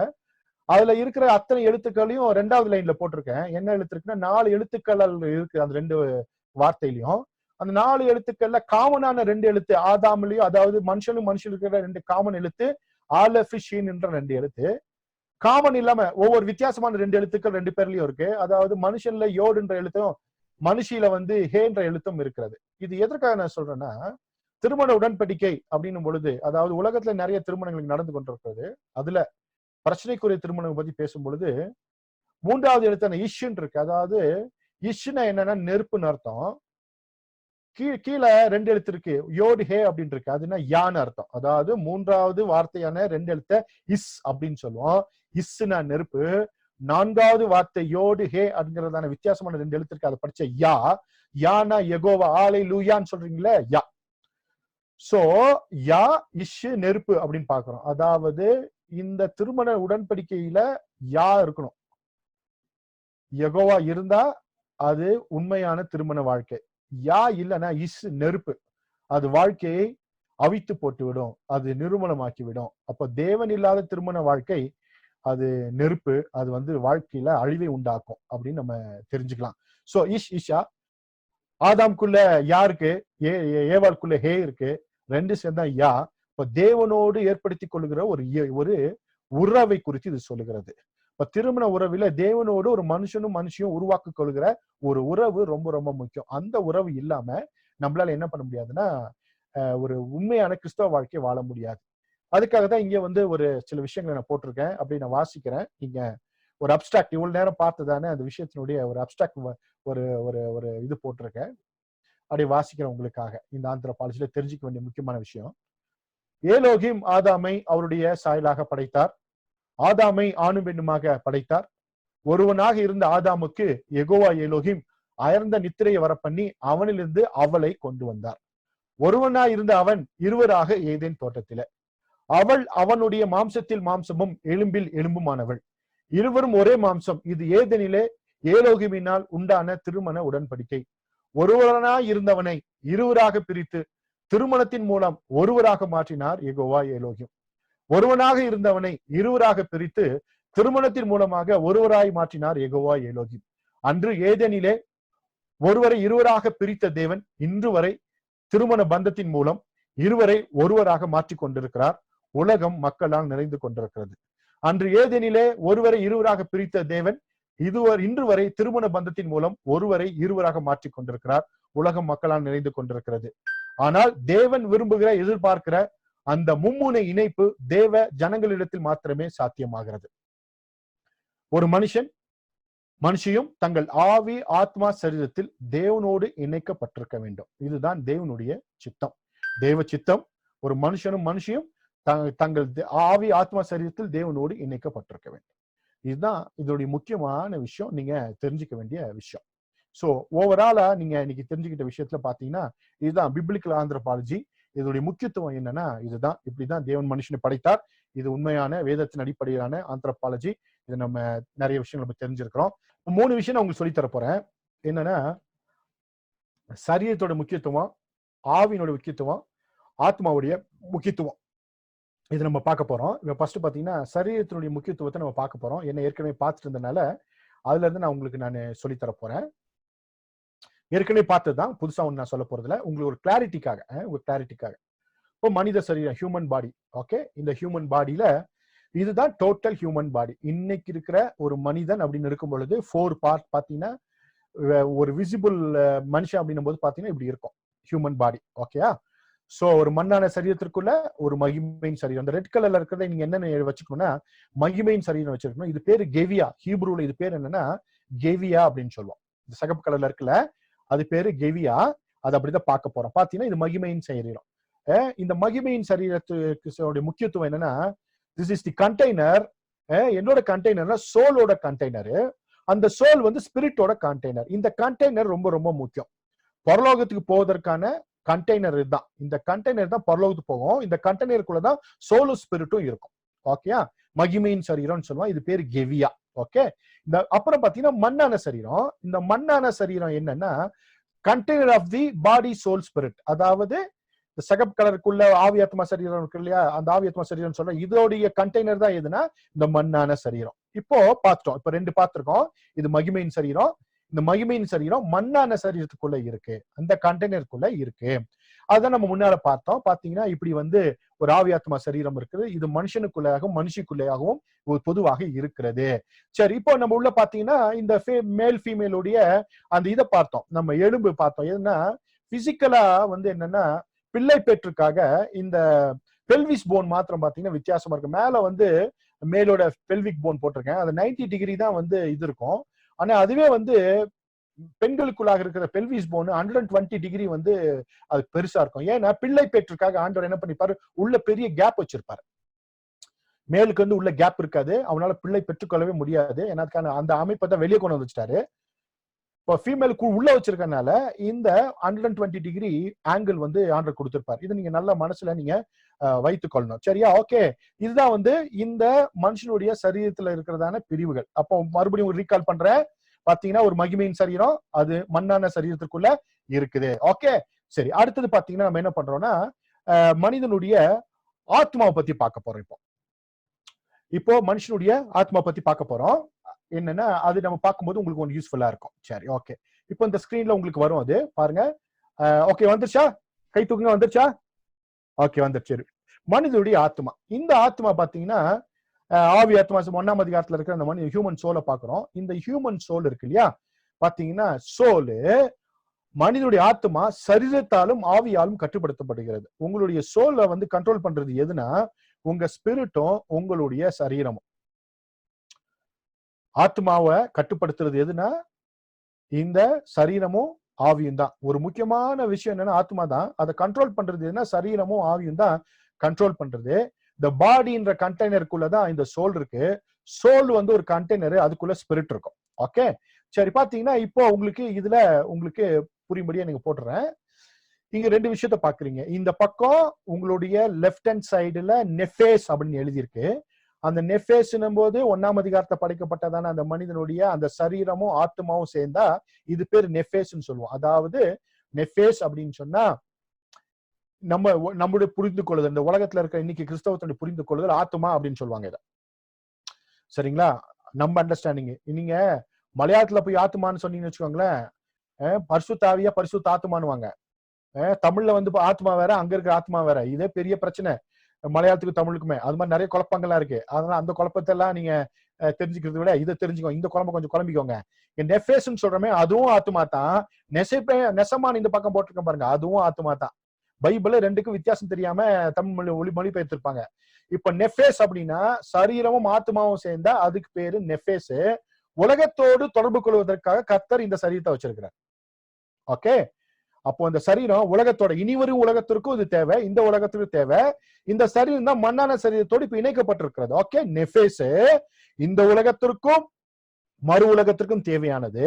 அந்த சரீரம் இப்போ மாம்ச சரீரத்தோடு சேர்ந்து உலகத்தோடு தொடர்பு கொள்கிறது. பின்னாட்கள வருங்கால உலகத்துல அது தேவனோடு இணைந்து அந்த உலகத்துல தொடர்பு கொள்ள போகிறது. அப்போ உலகத்தோடு தொடர்பு கொள்வதற்கு நெஃபேஸ் நெசமா தேவை, இந்த இணைப்பு தேவை. அதே போல தேவனோடு தொடர்பு கொள்வதற்கு நெசமா நீங்க போட்டிருக்க பாருங்க, ஆத்மாவும் ஆவியும் சேர்ந்து அது பேரு நெசமா. அது தேவனோடு தொடர்பு கொள்வதற்கு. அதாவது இந்த ஆத்மா உலகத்தோடு தொடர்பு கொள்வதற்கு சரீரம் தேவை, தேவனோடு தொடர்பு கொள்வதற்கு ஆவி தேவை. பாத்தீங்களா? இப்ப பாத்தீங்கன்னா உங்களுக்கு தெரியும், இங்க உங்களுக்கு தெரிஞ்சிடும். உலகம் அப்படின்னு சொல்லும்போது இப்ப இந்த உலகத்தை பத்தி பேசிட்டு இருக்கேன். அப்ப மண்ணான உலகம். இந்த மண்ணான உலகத்தோடு வந்து தொடர்பு கொள்வதற்கு சரீரமும் ஆத்மாவும் தேவை, தேவனோடு தொடர்பு கொள்வதற்கு ஆவியும் ஆத்மாவும் தேவை. ஓகே, இந்த பிக்சரை பார்த்தீங்கன்னா இந்த பக்கம் தேவன் இருக்காரு, இந்த பக்கம் உலகம் இருக்கு. ஆவி ஆத்மா சரீரத்தின் இது நோக்கம் என்னன்னா, உலகத்தோடும் தொடர்பு கொள்ளணும், தேவனோடும் தொடர்பு கொள்ளணும், சமநிலை பிரமாணத்துக்குள்ள அது இருக்கணும். இப்ப பாத்தீங்கன்னா இன்னும் இந்த ஸ்கிரீன்ல இன்னும் நீங்க தெளிவா பாக்குறீங்க. இங்க ஆத்மா அப்படின்றது தன்னை அறியும் உணர்வு, அதாவது வில்லுன்னு சொல்லுவோம். வில் அப்படின்னா வில் அப்படின்னு சொல்லுவோம், ஃப்ரீ வில்லுன்னு சொல்லுவோம். ஒரு ஆத்மாவுக்கு வந்து நான் ஃப்ரீ வில் ஆண்டர் கொடுத்திருக்காரு, சுய சித்தம், தன்னை அறியும் உணர்வு, அதுதான் ஆத்மாக்கு ஆண்டர் கொடுத்திருக்கிறாரு. இந்த சரீரம் இருக்கிறதே அதற்கு உலகை அறியும் உணர்வை கொடுத்திருக்கிறாரு. ஆவி இருக்கிறதே அதற்கு தேவனை அறியும் உணர்வை ஆண்டர் கொடுத்திருக்காரு. மூணுக்கும் 3 உணர்வுகள் இருக்கிறது. அப்போ ஒன்னாதிகாரத்துல படைக்கப்பட்ட அந்த சரீரத்திற்கு உலகை அறியும் உணர்வு, அது மாம்சத்தோடு ரத்தத்தோடு சேர்ந்து உலகத்தை அறிந்து கொள்கிறது. அதே போல தேவனை அறியும் உணர்வு ஆவிக்கு கொடுக்கிறது, அது தேவனோடு சேர்ந்து தேவனை வந்து என்ன பண்ண அறிந்து கொள்கிறது. இது ரெண்டையும் இந்த ஆத்மா ஏற்றுக்கொண்டு தன்னை அறியும் உணர்வை அது அறிந்து கொள்கிறது. சரிங்களா? இதுதான் தேவனுடைய திட்டம். சோ இந்த கிளியர் பிக்சர் நீங்க தெரிஞ்சுக்கணும். இதுதான் ஒரு கிளியர் பிக்சர் உங்களுக்கு கொடுத்திருக்கிறேன். சோ பாத்தீங்கன்னா இங்க வேதாகமத்துல வாசிக்கும் பொழுது இந்த நெஃபேஸ்ன்னு சொல்றோம் இல்லையா, முக்கியத்துவம் சரீரம் ஆத்மா, இந்த நெஃபேஸ், இந்த நெஃபேஸ் வந்து இந்த மண்ணான சரீரத்துல உள்ள இருக்கு. இதற்கு காரணம் என்ன? ரத்தம். சோ மண்ணான சரீரத்திற்குள்ள இந்த நெஃபேஸ் இருப்பதற்கான முக்கிய காரணம் என்னன்னா ரத்தம். அதனாலதான் லேவியராகமம் 17:11 வாசிப்போம், மாம்சத்தின் உயிர் ரத்தத்தில் இருக்கிறது, அதை நான் உங்கள் பலிபீடத்தின் மேல் உங்கள் ஆத்மாவுக்காக பாவ நிவர்த்தி செய்யும்படிக்கு கட்டளையிட்டேன், ஆத்மாவிற்காக பாவ நிவர்த்தி செய்கிறது ரத்தமே. அப்போ மாம்சத்திற்குள்ள இந்த ஆவி ஆத்மா சரீரம் இருப்பதற்கு காரணம் ரத்தம். அதனால்தான் ரத்தம் போச்சுன்னா செத்து போயிடுறோம்ன்றோம். சரிங்களா? செத்து போயிடுறோம்னு சொல்றோம். செத்து போகிறதல் என்னது வேற ஒண்ணுமே இல்ல, ரத்தம் கிளாட் ஆனாலோ ரத்தம் வெளியேறிட்டாலோ வெட்டப்பட்டாலோ இந்த நெஃபேஸ் ஆனது இந்த மண்ணான சரீரத்துக்குள்ள இருக்க முடியாத சூழ்நிலை தள்ளப்படுகிறது. அதை நாம் மரணம் என்று நாம் சொல்லுகிறோம், சரீரத்தில மரணம் என்று சொல்லுகிறோம். ஓகேங்களா? இப்ப ரத்தம் தான் இந்த நெஃபேஸ சரீரத்தோடு இணைத்து வைத்திருக்கிறது. அதான் மாம்சத்தின் உயிர் ரத்தத்தில் இருக்கிறது அப்படின்னு பைபிள் சொல்லுகிறது. சரிங்களா? இது நீங்க மறந்து விட கூடாது. இப்போ உள்ள வந்துடுறோம். தேவனுடைய வார்த்தையின்படி வாழ்தல் என்னன்னா கீழ்ப்படிதல். இந்த கீழ்ப்படிதல் இருக்கும் பொழுது உலகத்தோடைய தொடர்பையும் தேவனுடைய தொடர்பையும் நம்ம சரியாய் பயன்படுத்த முடியும். அதாவது ஆண்டவர் எப்படி படைச்சார்னா, தேவன் சொல்லுவதை ஆவி கேட்டு அது ஆத்மாவிற்கு அதை ஏற்றுக்கொண்டு அதை சரீரத்தின் மூலமாக நிறைவேற்றுவதுதான் தேவனுடைய திட்டம். கீழ்ப்படிதல் எப்படி வரும்? தேவ வார்த்தையை ஆவி ஏற்றுக்கொண்டு அது ஆத்மாக்குள்ள டிரான்ஸ்பர் பண்ணி, ஆத்மா சரீரத்துக்குள்ள டிரான்ஸ்பர் பண்ணி, அந்த சரீரம் வந்து மண்ணான சரீரத்துக்குள்ள டிரான்ஸ்பர் பண்ணி நடப்பதுதான். அப்ப ஆண்டவர் என்ன சொன்னாருன்னா, இதை சாப்பிடாதே அப்படின்னு சொல்லும் போது எங்க சொல்லியிருக்காரு? ஆவியில சொல்லியிருக்காரு. அந்த ஆவியை வந்து ஆத்மா என்ன பண்ணுது? அக்செப்ட் பண்ணிக்கணும். அக்செப்ட் பண்ணி சரீரத்தை தன் கட்டுக்குள்ள வைத்து அதை செய்யக்கூடாது. இப்போ ஏதேன் தோட்டத்தில் நடந்த நிகழ்வை பாக்குறோம். ஆண்டவர் சொல்றாரு, இதெல்லாம் நீ புசிக்கலாம் அப்படின்னு சொல்லிட்டாரு. சொன்னும்போது எதுல சொல்லியிருக்காரு? தேவன் எப்பொழுதுமே ஆவியோடு தொடர்பு கொள்கிறவர், மறந்துவிடக் கூடாது. ஆவி கூட தான் ஆண்டவர் தொடர்பு கொள்வார். ஏன்னா தேவனுடைய தொடர்பு ஆவி, மனிதனுடைய ஆவி மூலியமாக மாத்திரம்தான். அதை மறந்துடவே கூடாது. சரீரத்தோடு அல்ல, ஆத்மாவோடு அல்ல. ஆவில சொல்லி ஆவி வந்து என்ன பண்ணும்? ஆத்மாக்கு உணர்த்தி, ஆத்மா சரீரத்தின் மூலமாக அதை செய்யணும் இல்ல செய்யாம இருக்கணும். செய்ய சொன்னதை செய்யணும், செய்யக்கூடாததை செய்யக்கூடாது. இப்ப ஏதேன் தோட்டத்துல ஆண்டவர் சொன்னார், இதெல்லாம் சாப்பிடுனாரு, அதுக்கு கீழ்ப்படிஞ்சாங்க. இதை சாப்பிடக்கூடாதுன்னாங்க, சாப்பிடக்கூடாதுன்றதுக்கு கீழ்ப்படியில. அப்ப கீழ்ப்படிந்து வாழுதல் வந்து தேவனுடைய வார்த்தையின்படி வாழ்தல். கீழ்ப்படியாமை என்பதுதான் மாம்சத்தின் படி வாழுதல். இங்க பாத்தீங்கன்னா இந்த இதுல ஏவாள் போய் பார்க்கிறா, அந்த மரத்தை போய் பார்க்கிறா, சரீரத்தின் மூலமாக, மண்ணான சரீரத்தின் மூலமாக தன்னுடைய சரீரத்தின் வழியாக பார்க்கும் பொழுது அது புசிப்புக்கு ரொம்ப நல்லா இருக்கிற மாதிரி தெரியுது, கண்களை தெளிவிக்கும் அப்படின்னு தெரியுது. ஏன்னா மாம்சத்தின்படி அவள் அதை பார்த்து தன் ஆத்துமாவிற்கு அவள் என்ன பண்ற, அந்த செய்தியை சொல்லி சரீரத்தின் மூலமாக செயல்பட்டு அவ என்ன பண்றான்னா அதை சாப்பிட்றா. அது ஆவிக்கு கொண்டு போல, ஆவிக்கு கொண்டு போயிருந்தா அந்த ஆவி தேவனிடத்துக்கு கொண்டு போயிருக்கும். அப்ப அந்த இடத்துல ஒரு பிரிவினை வந்து உண்டாக்குற, தேவனுக்கும் மனிதாவுக்கும் ஒரு பிரிவினை. இதுதான் பிரிவினை சாவுன்னு சொல்றோம். மனிதனுக்கு வந்தது என்னன்னா பிரிவினை சாவு, மோட்டு அப்படின்னு வேதாகமத்துல சொல்லப்பட்டிருக்கு. பிரிவினை சாவு. ஏதேனில மனிதனுக்கும் தேவனுக்கும் உண்டான அந்த சாவு பேர் என்னன்னா பிரிவினை சாவு. இன்னைக்கு நம்ம சாவுறது சரீர சாவு. சரீர சாவுக்கும் பிரிவினை சாவுக்கும் வித்தியாசம் இருக்கிறது. இந்த பிரிவினை சாவு தான் ரொம்ப ரொம்ப மோசம். சரீர சாவு இப்ப செத்துட்டா கூட ஆண்டவர் உருவம் நம்மள வந்து மறுரூபமாக்கிடுவார், உயிர்த்தலை வச்சிருவாரு. ஆனா பிரிவினை சாவு ஒன்றும் செய்ய முடியாது. ஏன்னா ஒரு மனிதன் சுய சித்தத்தினாலே அவன் இழந்து போகிற ஒரு விஷயம் கீழ்ப்படியாமைன்னு நம்ம சொல்றோம். இது மாம்சத்தின் படி வாழ்து. இன்னைக்கு உலக மக்கள் எல்லாருமே இப்படிதான் வாழ்றாங்க. கண்ணினால் பார்த்து முடிவு செய்யறாங்க. இன்னைக்கே நம்ம கிறிஸ்தவங்க அப்படிதான் இருக்காங்க. பொண்ணு மாப்பிள்ளை பார்க்க போனா வீட்டுல எவ்வளவு கொடுப்பாங்க, மாப்பிள்ளை எப்படி இருக்கிறாரு, பொண்ணு எப்படி இருக்குது, ஸ்பிரிச்சுவல் ஆஸ்பெக்ட்ல பார்க்கவே மாட்டோம். கட்டிட்டு வந்ததுக்கு அப்புறம் குத்துதே குறைதேன்னுவோம். காரணம் மாம்சத்தின்படி நடத்தல். சரிங்களா? அதுக்கு காரணம் அதுதான். நம்ம ஒரு பொருள் ரொம்ப நல்லா இருக்குன்னு வாங்குவோம், வாங்கி யூஸ் பண்ணாத பார்த்தோம் அது நொல்லையா இருக்கும். காரணம் ரிவ்யூ எல்லாம் படிச்சு பொருள் ரொம்ப நல்லா இருக்குன்னு அமேசான்ல வாங்கிட்டு வந்து பார்த்தா 2வது நாள் தான் தெரியும் அதை போல உருப்படாத விஷயம் எதுவுமே இருக்காதுன்னு. மாம்சத்தின்படி வாழ்தல். சோ ஆவியின்படி வாழ்தல் வேற, தேவ சித்தத்தின்படி நாம் நடந்து கொள்ளுதல், ஆண்டரோடு தொடர்பு வைத்து நம்ம நடந்து கொள்ளுதல். அப்ப 2 விஷயத்த நம்ம பார்க்கிறோம். பாத்தீங்கன்னா ஆத்மா இப்படிதான் இருக்கணும். ஆத்மாவுக்கு சுயசித்தம் இருக்கிறது. அது எப்பொழுதுமே தான் விரும்புகிறதை தேவனிடத்தில் சொல்லி சரீரத்தின் மூலமாக நிறைவேற்றிக் கொள்ள வேண்டும். தேவன் அனுமதிக்கும் பொழுது ஆத்மா தன் விருப்பத்தை தேவனிடத்தில் சொல்லி அவர் அனுமதிக்கும் பொழுது சரீரத்தின் மூலமாக நிறைவேற்றிக் கொள்ள வேண்டும். அதுதான் தேவன் அதற்கு வைத்திருக்க திட்டம். ஆனால் மனிதன் சுயசித்தத்தை ஏதேனிலேயே தவறாக அவன் பயன்படுத்தினபடினாலே சுயசித்தத்தை பயன்படுத்துகிற திறமை அவன் இழந்து விட்டான். இன்னைக்கு வரைக்கும் தேவனோடு இல்லாதவர்கள் எடுக்கிறதான எந்த முடிவாக இருந்தாலும் அது மாம்சத்தின்படிதான முடிவு தான். அதனுடைய முடிவு மரணம், பிரிவினை மரணம். பிரிவினை மரணம் சரீரத்திலும் வரும் பொழுது அவர் காலகாலத்திற்கு தேவனோடு வருகிறதான வாய்ப்பை இழந்து போகிறார்கள், நரகத்திற்கு நேராக நடத்தப்பட போகிறார்கள். இதுதான் தேவனுடைய இந்த திட்டத்தை நம்ம பார்க்கிறோம். தன்னை அறியும் ஒரு அறிவை உடையது இந்த ஆத்மா. இதற்கு சுயசித்தம் இருக்கிறது. வேதவசனம் சொல்லுகிறது ரோமர் 8:6, மாம்ச சிந்தை மரணம், ஆவின் சிந்தையோ ஜீவனும் சமாதானமாகும். கிளியரா உங்களுக்கு புரிஞ்சிருக்கும்னு நினைக்கிறேன். மாம்சப்படி வாழ்ந்தால் அதோடைய முடிவு மரணம், ஆவியின் சிந்தையோ ஜீவனும் சமாதானமாம். ஆவிக்குரியவர்களா இருக்கும். எப்பொழுதுமே நம்முடைய விஷயங்களை தேவனோக்கு தெரியப்படுத்துறவர்களா இருக்கணும்.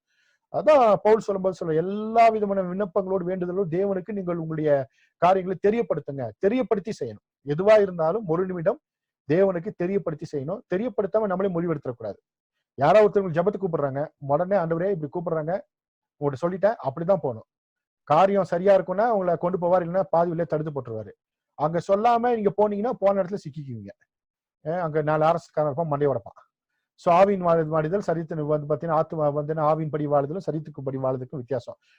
காதுகள்ல கேட்கிற செய்திகளை வச்சு உணர்ச்சி வசப்பட்டு எந்த முடிவும் எடுத்து நாம் செய்து விடக்கூடாது.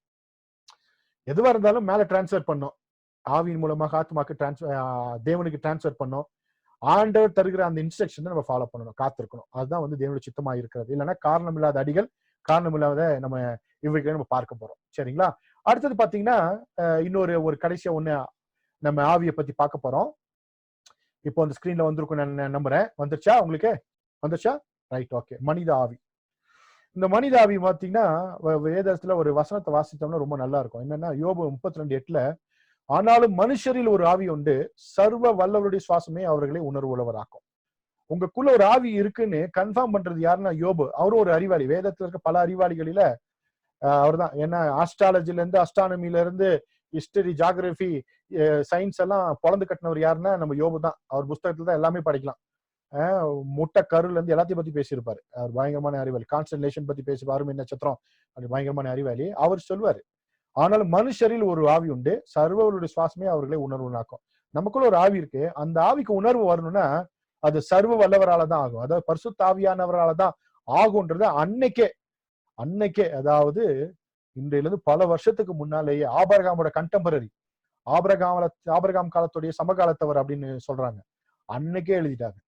அப்ப நமக்குள்ள ஒரு ஆவி இருக்கு. அந்த ஆவியை பத்தி நம்ம பார்க்க போகிறோம். பாத்தீங்கன்னா ஆத்மாவுக்கு ஆத்மா ஆவியின் துணையால் செயல்படுகிறது. ஆத்மாவுக்கு ஆவியின் துணை தேவை. Human spirit is director of the human soul. அப்போ இதுதான் டைரக்டர். அதாவது சோலோட டைரக்டர் யாருன்னா ஆவிதான்.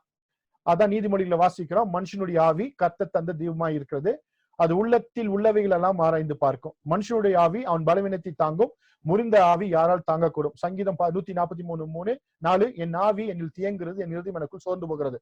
சங்கீதம் 106:33, அவர்கள் அவன் ஆவியை விசனப்படுத்தினாலே தன் உடலுக்கு பதவி பேசினான் அப்படின்னு இருக்கு. இந்த ஆவிதான் மேட்டர். சைக்காலஜின்னு ஒண்ணு படிக்கணும் இல்லையா? சைக்காலஜி. இந்த சைக்காலஜி ஆக்சுவலா இந்த ஆவியை பத்தி படிக்கிறது தான். ஆனா இந்த சைக்குன்ற வார்த்தை கிரீக்ல சோலுக்கு கொடுத்துட்டாங்க. அதுதான் பிரச்சனை. சோமா சைக் நியூமா அப்படின்வாங்க. ஆவி ஆத்மா சரீரத்திற்கு சோமானா சரீரம், சைக்குனா ஆத்மா, நியூமான ஆவி. ஆக்சுவலா இந்த ஆவியை படிக்கிற படிப்பு பேர் தான் சைக்காலஜி. ஆனா அது மாற்றி இன்னைக்கு சொல்றாங்க. சைக்காலஜின்னு சொல்றது இந்த ஆவியை பத்தி தான் பேசுறது. ஆவியில வர பிரச்சனை தான் என்னன்னா பைப்போலாரு அப்படிலாம் வாசிக்கிறோம்ல, இந்த ஆவியில வச்சுக்க பிரச்சனை. நெமட்டாலஜின்னு இருக்கணும், பட் சைக்காலஜின்னு அவங்க வச்சிருக்காங்க. சோ ஆவி ரொம்ப ரொம்ப முக்கியமானது.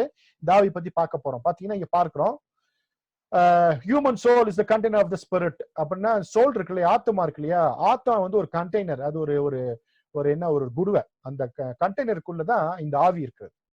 என்ன ஆவி இருக்குன்னா மனுஷ ஆவி இருக்கு. இதுதான் தேவனுடைய திட்டம். அதாவது சரீரம் இருந்துச்சு, வந்து நெசமா இருந்துச்சு, அதாவது பாத்தீங்கன்னா கெவியா இருந்துச்சு, சகப் கடல்ல கெவியாக்குள்ள ஆத்மா இருந்துச்சு, ஆத்மாக்குள்ள ஆவி இருக்கு. பாத்தீங்கன்னா அடுத்த படத்தை பாத்தீங்கன்னா ப்ளூ கலருக்குள்ள அங்க பச்சை கலர்ல உள்ள ஆவி இருக்கு. நீங்க பாத்தீங்கன்னா உங்களுக்கு தெரியும். இதுதான் தேவனுடைய திட்டம். ஆவி, ஆத்மாக்குள்ள ஆவி இருக்கணும். இந்த ஆத்மா வந்து ஒரு கண்டெய்னர் நம்ம பாக்குறோம். இந்த கண்டெய்னருக்குள்ள மனுஷாவி மாத்திரமல்ல, அசுத்தாவியும் இருக்க முடியும், பரிசுத்தாவியும் இருக்க முடியும். 2 படத்தை நீங்க பாக்குறீங்க. நடுவுல ஒரு படத்தை பாக்குறீங்க, கருப்பு கலர்ல ஒண்ணு இருக்குதா, அது வந்து என்னன்னா அசுத்தாவி. அப்படின்னா ஒரு மனுஷன் இந்த சோலுக்குள்ள அசுத்தாவி வரலாம், மனுஷாவி இருக்கும், அந்த மனுஷாவிக்குள்ள அசுத்தாவி வரலாம். உங்களுக்கு பைபிள்ல படிச்சீங்கன்னா லேகியோன் ஒருத்தர் தான், அவனுக்குள்ள ஆயிரக்கணக்கான ஆவி இருந்துச்சு. அப்போ இந்த சோல் ஒரு கண்டெய்னர், அதுக்குள்ள எவ்வளவு ஆவி வேணாலும் உள்ள வந்து தங்கலாம். இது கண்டெய்னர், ஏன்னா அது ஸ்பிரிட் வேர்ல்டு, எவ்வளவு வேணா தங்கலாம். அது தங்கச்சுன்னா என்ன பண்ணும், மனுஷ ஆவி என்ன பண்ணிடும், அப்படியே அது அடக்கி அமுத்தி அது செயல்படாம தடுத்துரும். அதுதான் பிசாசு பிடிச்சவங்கள பாக்குறோம். ஓகே, இப்ப பிசாசு பிடிச்சுன்னா என்னன்னு உங்களுக்கு புரிஞ்சிருக்கும். அப்ப சோலுக்குள்ள போய் நிக்கிற அசுத்தாவி தான் என்னது, பிசாசு பிடிச்சிருக்குன்னு அர்த்தம். அப்ப சோலுக்குள்ள போய் இருக்கு, இது கண்டெய்னரு, அதுக்குள்ள மனுஷாவி இருக்கு. அந்த மனுஷாவிய என்ன பண்ணுது, அழுத்தி அதை வந்து செயல்படாம இந்த அசுத்தாவி தன் விருப்பத்தை நிறைவேற்றுவதா பிசாசு பிடித்தவர்கள். அதே போல அடுத்த பக்கம் பாக்குறீங்க, உங்க சோல் வந்து ஒரு கண்டெய்னர், அந்த மனுஷாவி இருக்கு, அதுக்கு பரிசுத்தாவி உள்ள வந்தா நீங்க தேவனுடைய ஆலயமா மாறுறீங்க. நீங்களே தேவனுடைய ஆலயம். அப்போ உள்ள பரிசுத்தாவி வந்தா அது தேவனுடைய ஆலயம். பரிசுத்தாவி எப்பயுமே மனித ஆவி என்ன பண்றது இல்லைன்னா, பிசாசை போல அவர் வந்து கண்ட்ரோல் பண்றது இல்லை, சுயசித்தத்துல தலையிடுறது இல்லை. விருப்பப்பட்டால் மாத்திரமே அவர் டைரக்ட் மட்டும் பண்ணுவார். அந்த வேதவசனம் சொல்லுகிறது, பரிசுத்தாவியான உங்களுக்கு வரும்போது சகல சத்தியத்திற்கும் நடத்துகிறவர். One who direct us. He is not controller, he is the director. Okay, பிசாசு அவன் வந்து controller. One who control human, அவன் தான் Satan. But spirit of God is என்னது, டைரக்டர். நம்ம சுயசித்தத்துக்கு மாற அவர் செயல்படவே மாட்டார். அதனால்தான் நீங்கள் பெற்றுக்கொண்ட பரிசுத்தாவியை துக்கப்படுத்தாதிருங்கள். துக்கப்படுத்தினா விட்டுட்டு போயிடுவாரு. அப்படின்னா நல்லவனுக்கு அழகு சொல்லாம கலாம போறதாமா. பரிசுத்தாவியனர் வரும்பொழுது ஆர்ப்பாட்டமா வருவாரு, போகும்போது சொல்லாம கலாம போயிடுவாரு. பிசாசு உள்ள வரும்போது அமுக்குனியா உள்ள வருவான், போகும்போது ஆர்ப்பாட்டமா அலக்கழிச்சு கீழே உலக வச்சு அவமானப்படுத்திட்டு போயிடுவான். புரிஞ்சிருக்கும் இல்லையா? அப்போ ஆண்டவர் உள்ள வந்தா ஆர்ப்பாட்டமா வருவாரு, தத்தா பெத்தா கத்தா எல்லாம் பேசி அப்படி எல்லாம் கீழே உழுந்து உள்ள வந்துருவாரு. பரிசுத்தாவின் உள்ள வந்துருவாரு, போகும்போது சொல்லாம கலாம போயிடுவாரு. பிசாசு உள்ள வரும்போது எப்படி வந்தானே தெரியாது, மெல்ல மெல்ல மெல்ல மெல்ல பாவம் உள்ள கொண்டு வந்துடும். வெளியே துரத்தும் போதுதான் தெரியும், நான் யார் தெரியுமான்லாம் பேசி கடைசியில் நான் போயிடுறேன்னு சொல்லி கீழே விழுந்து அலங்கோலப்படுத்தி அவமானப்படுத்தி உடைகளெல்லாம் இது பண்ணி அவன் போயிடுறான். இந்த லேகியனை பத்தி பார்க்கும்போது உடை இல்லாம தெரிஞ்சிட்டு இருந்தான், அவனை வந்து அவமானப்படுத்திட்டு இருந்துச்சு. பரிசுத்தாவியானவர் ஒரு மனிதனை அழகுபடுத்துகிறவர், அவமானப்படுத்துகிறவர் அல்ல. One who give majesty for man is Spirit of God. ஒரு மனுஷனை மெஜஸ்டியா வைக்கிறது பரிசுத்தாவி. அதனாலதான் நிறைய பெந்தகோஸ்தே சபைகளை நம்ம எதிர்க்கிறோம். பரிசுத்தாவி வந்துச்சு கீழே விழுந்து அலங்காரமா விழுந்து உடைகள்லாம் விலகி கிடக்கிறத பார்க்கும்போது பரிசுத்தாவினர் இப்படி வரமாட்டாருன்னு நம்ம சொல்றோம். Is a gentle God, is a creator. அப்படின்னா இந்த உலகத்தை படைக்கும் போது ஆதியாகமம் 1ஆம் அதிகாரத்தை வாசிக்கும் பொழுது அசைவாடி கொண்டிருந்தார். அசைவாடி தான் இப்படி பர்ஃபெக்டான உலகத்தையே பரிசுத்தாவியானவர் என்ன பண்ணாருன்னா கிரியேட் பண்ணியிருக்காரு தெய்வத்துவத்துல. சோ அப்படி ஒரு பர்ஃபெக்டான காடு வந்து அலங்கோலப்படுத்தி கீழே விழுந்து அவமானப்படுத்த மாட்டார் என்பது நாம் தெரிந்து கொள்கிறோம். அப்போ அது உணர்ச்சி வசப்பட்டு சர்ச்சில் உழுகிறத நான் பரிசுத்தாவி நிறைவு நான் பார்க்கறது இல்லை. ஏன்னா வேதவசனம் தீர்க்கதரிசியின் ஆவிகள் அவர்களுக்கு அடங்கி இருக்கிறதே அப்படின்னு பைபிள் சொல்லுது. இப்போ பரிசுத்தாவியானவர் டைரக்டர் தான் தவிர நம்மளை மேற்கொள்கிறவர் அல்ல. அப்போ நம்மள நேரா சீரா நடத்துகிறவர், நம்ம மூலமா கனம் அடைய விரும்புகிறவர், கனவீனம் அடைய விரும்புகிறவர் அல்ல. அப்படி கீழே விழுகிறத நான் ஆதரிக்கிறது இல்லை. அதை உணர்ச்சி வசப்படுகிறோம், தடுத்து நிறுத்தணும். சொல்லி எப்பா நீ உனக்குள்ள பரிசுத்தாவியினர் இருக்கிறாருன்னா உனக்கு கனமும் மேன்மையும் உண்டாகணும், அலங்கோலமா விழுந்து உழக்கூடாதுன்றதை நீங்க சொல்லி கொடுக்கணும். அப்ப நமக்குள்ள பரிசுத்தாவியினர் வந்தா அவர் ஜென்டிலா நடத்துவாரு, நமக்கு கனம் உண்டாகும், மேன்மை உண்டாகும். பாத்தீங்கன்னா பரிசுத்தாவின் உள்ள வரும்போது சிலருக்கு ஞானம் உண்டாகும், சிலருக்கு அறிவு உண்டாகும், சிலருக்கு விவேகம் உண்டாகும், சிலருக்கு பலம் உண்டாகும், சிலர் வந்து பயங்கரமா டிசிப்ளின் ஆயிடுவாங்க. அதுதான் பரிசுத்தாவின் நிறைவு. அலங்கோலமாக்குவது பரிசுத்தாவினுடைய வேலை அல்ல. அதனால இன்னைக்கு இது தெரியாதனால பரிசுத்தாவிக்கு விரோதமா நிறைய பேர் பேசுறதை பார்க்கிறோம். எல்லாத்தையுமே ஒரே அளவுகோல் வச்சு பார்க்கிறோம். அப்போ உணர்ச்சி வசத்திற்கும் பரிசுத்தாவின் நிறைவுக்கும் வித்தியாசம் இருக்கிறது. நம்ம சபைக்குள்ள ட்ரம் அடிக்கும் போது தான் பரிசுத்தாவியினர் வருவாரு. அது ட்ரம் அடிச்சா வர ஆவி வந்து பரிசுத்தாவியினர் இல்ல. அவர் நமக்குள்ளதானே இருக்கிறாரு. அடிக்கும் போது உள்ள வந்த யாரு? நீங்களே தேவனுடைய ஆலயம். ஆலயம்னா என்னன்னா 24x7 உள்ள இருந்த ஆலயம். அப்பப்ப வந்துட்டு போன கெஸ்ட் ஹவுஸ், எப்பயாச்சும் மூடிட்டு போனா வீடு. புரிஞ்சுச்சா? வீட்டை எப்பயாச்சும் மூடிட்டு போயிடுவான். எங்கேயாச்சும் வெளியூர் போன 4 நாளாச்சும் மூடிட்டு போயிடுவான். கெஸ்ட் ஹவுஸ்னா எப்பவுமே முடிதான் இருக்கும், 4 நாள் தான் உள்ள இருப்பான். ஆனா டெம்பிள்னா 24x7 உள்ளதான் இருக்குவாரு. You are the temple of the holy கோஸ்ட்னு சொன்னதுக்கு அப்புறம் தம் அடிச்சா வந்தாருன்னா அது யாருன்னு கொஞ்சம் விசாரிக்கணும். நீங்க அவங்களை கொஞ்சம் நீங்க கண்ட்ரோல் பண்ணணும். எப்பா அதெல்லாம் உணர்ச்சி வசப்பட்டு கீழே உள்ளாத, அவர் தான் தேவனுடைய அந்த பாட்டவே நான் தப்புன்னு சொல்லுவேன். ஆவியானவரை இப்போ வாரம் இறங்கி வாரம். இதுக்கு முன்னாடி எங்கப்பா போயிருந்தாரு அவரு? உங்களுக்குள்ள இல்லையா? அப்ப வாரம் வாரம் சாயந்தே வராரு, மண்டே தொத்திடுறீங்களா அப்படின்னு ஒரு கேள்வி வருகிறது. அது தவறான எண்ணம், தவறான நோக்கம். அதை நம்ம ஆதரிக்கிறதுல முதல்ல அந்த பாட்டு வரிய மாத்திரம். முதல்ல ரட்சிக்கப்பட்டவன் பாடக்கூடிய பாட்டு என்னன்னா, ஆவியானவரே இப்போ வாரம் இறங்கி வாரம் எனக்குள்ள வாரம் அப்படின்னு சொன்னீங்கன்னா பெஸ்கமான்ஸ் பாடுற மாதிரி பண்ணு. எங்களுக்குள்ளே வாசம் செய்யும் ஆவியானவரே. சரியான பாட்டு. அந்த பாட்டை பாடுங்க, நியாயமான. இப்போ வாரம் இறங்கி வாரம் ட்ரம் அடிக்க வேண்டியது ஓங்கி ஓங்கி, அதுவே உச்சஸ்தாதியில பாட வேண்டியது, லோவா பாட வேண்டியது, ஸ்பீடாவா பாட வேண்டியது, மெதுவா பாட வேண்டியது, இறங்கி வந்துட்டாரு நம்மளே களி கூற வேண்டியது, கீழே ஒளிய வேண்டியது, தத்தான வேண்டியது. இடி அவமானப்படுத்தக்கூடாது. பரிசுத்தாவியானவர் தேவன். திருத்துவத்தில் முக்கியத்துவம் மார்ந்த ஒருத்தர். இன்னைக்கு நம்மோடு இருக்கிறவர், நமக்குள்ளாக வாசம் செய்கிறவர். அவர் நமக்குள்ளாக இருக்கிறபடினாலே அவர் வெளியே செல்வதற்கு வாய்ப்பே இல்லை.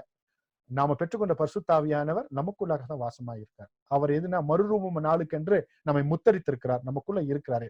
சோ அதை நம்ம கொஞ்சம் கவனமா இந்த பெந்தகோஸ்து இயக்கங்கள் இப்படி ஆதரிக்கிறவர்கள் கொஞ்சம் கவனமா இருக்கும். ஒருவேளை நான் சொல்றது ரொம்ப கடினமா இருந்தாலும் அதை பத்தி எனக்கு கவலை இல்லை.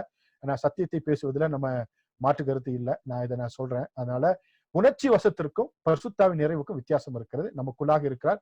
பரிசுத்தாவி வந்தா என்னெல்லாம் நடக்கும்ன்றத நம்ம புதிய ஏற்பாட்டுல பார்த்திருக்கிறோம். என்னால் அற்புதங்கள் நடக்கும், அடையாளங்களும், வாழ்க்கை மாறும், நேராகும், சீராகும், நிறைய விஷயங்கள் இருக்கிறது.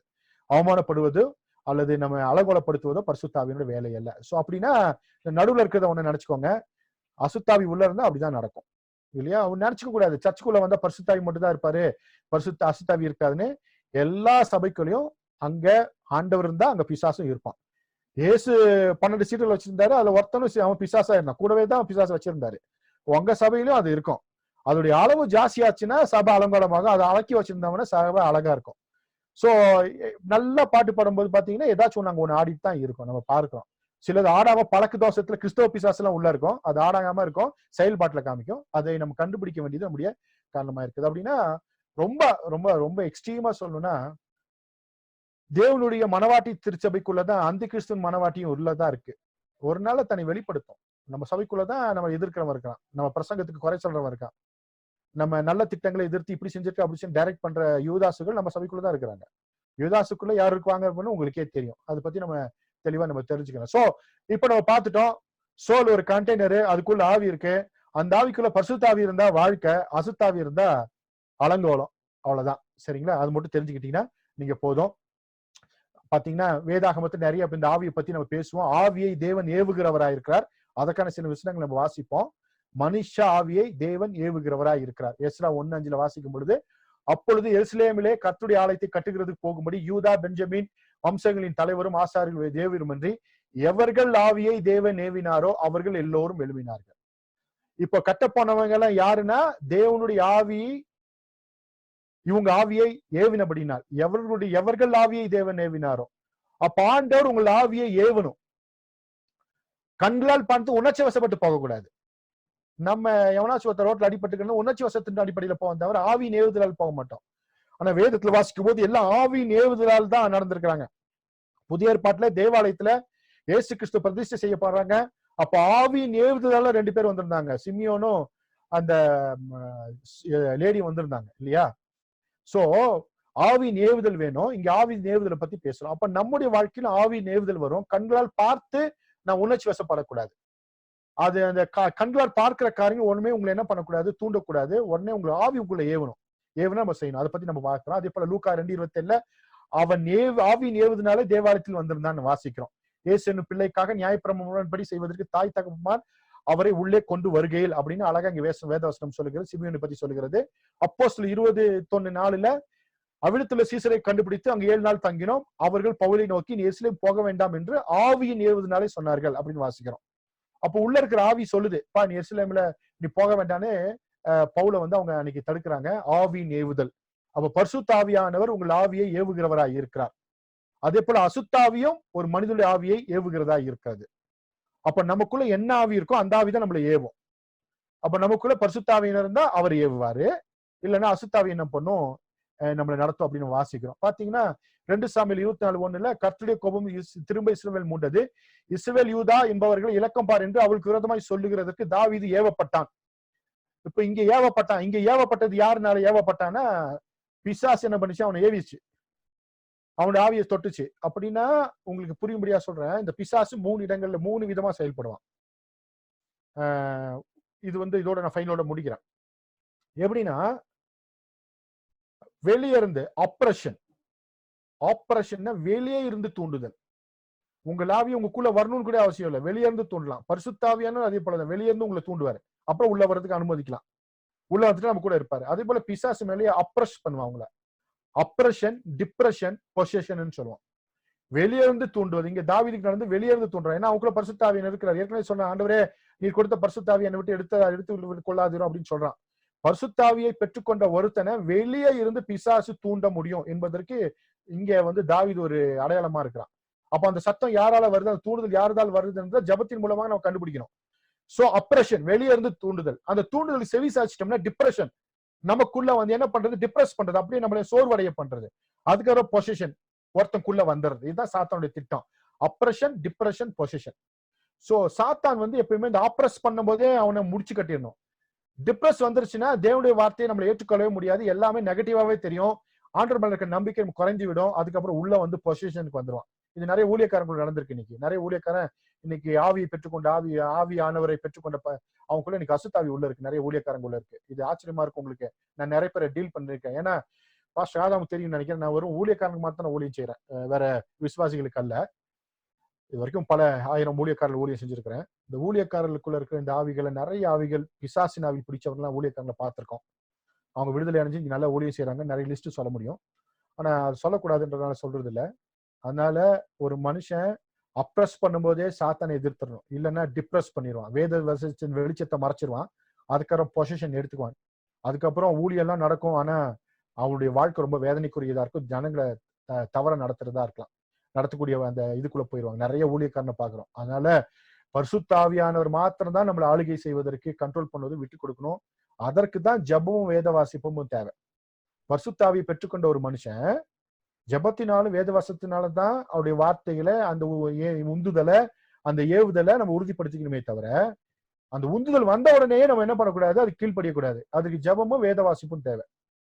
சோ பரிசுத்தாவியை பெற்றுக்கொண்டது உண்மை, ஆனால் ஜபத்தினாலும் வேதவாசத்தினாலதான் அந்த ஏவுதல் சரியானது என்பதை நான் வந்து என்ன பண்ணணும், புரிந்து கொள்ளணும். இல்லைன்னா வெளியே இருந்து அவன் வந்து என்ன பண்ண அப்ரஸ் பண்ணுவான் நம்மள. அவனுடைய வேலையா தான் எப்படியாச்சும் ஒருத்தனை கெடுக்கணும் இல்லையா? சோ வேத வாசிப்பும் ஜபம் தான் இதுக்கு ரொம்ப ரொம்ப முக்கியம். இது நிறைய ஊழியக்காரங்க வாழ்க்கையில நம்ம பார்க்க முடிகிறது.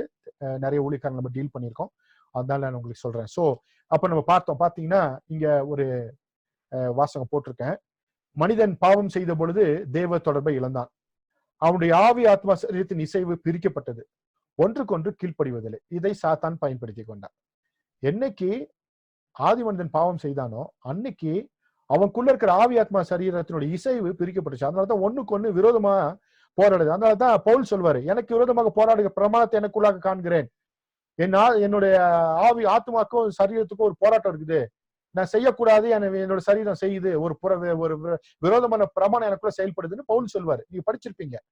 சோ என்னைக்கு நடந்துச்சுன்னா, இது ஏதேன் தோட்டத்துல அந்த இசைவை, ஆவி ஆத்மாக்குள்ளாக இருந்த இசைவு பாவம் செய்த போது பிரிந்து விட்டது, ஒண்ணுக்கு ஒண்ணு கீழ்ப்படுகிறது இல்ல. அதை தான் சாத்தான் பயன்படுத்திக் கொள்கிறான். அந்த ஒத்து இசைவை கொண்டு வருவதற்கு தான், ஆவி ஆத்மா சரீரத்துல அந்த ஒத்து இசைவை கொண்டு வருவதற்காக தான் உபவாசம் தேவை.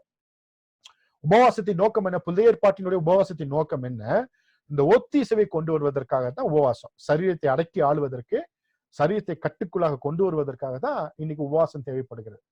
நிறைய ஊழியக்காரங்க இன்னைக்கு உபவாசம் இருக்கிறது இல்ல, சில ஒவ்வொரு உபவாசம் இருக்கிறாங்க. என்னைக்கு உபவாசம் இருக்கிறேன்னா, நிறைய பேர் எனக்கு கேள்விப்பட்டபடி ஒருத்தர் பிசாசு மனம் திரும்புறதுக்கே உபவாசம் இருந்தாரு நாகர்கோவில்ல.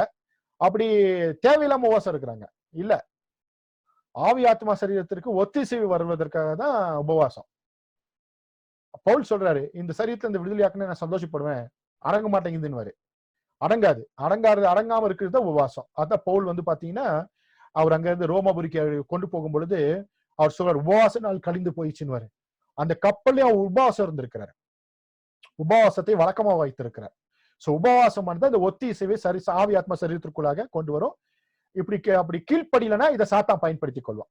அதை நீங்க கவனமா நீங்க வச்சுக்கணும். ஓகே, சரி, இதோட இந்த ஆவி ஆத்மா சரீரத்திற்கான இந்த விஷயத்தை நான் முடிச்சுக்கிறேன்.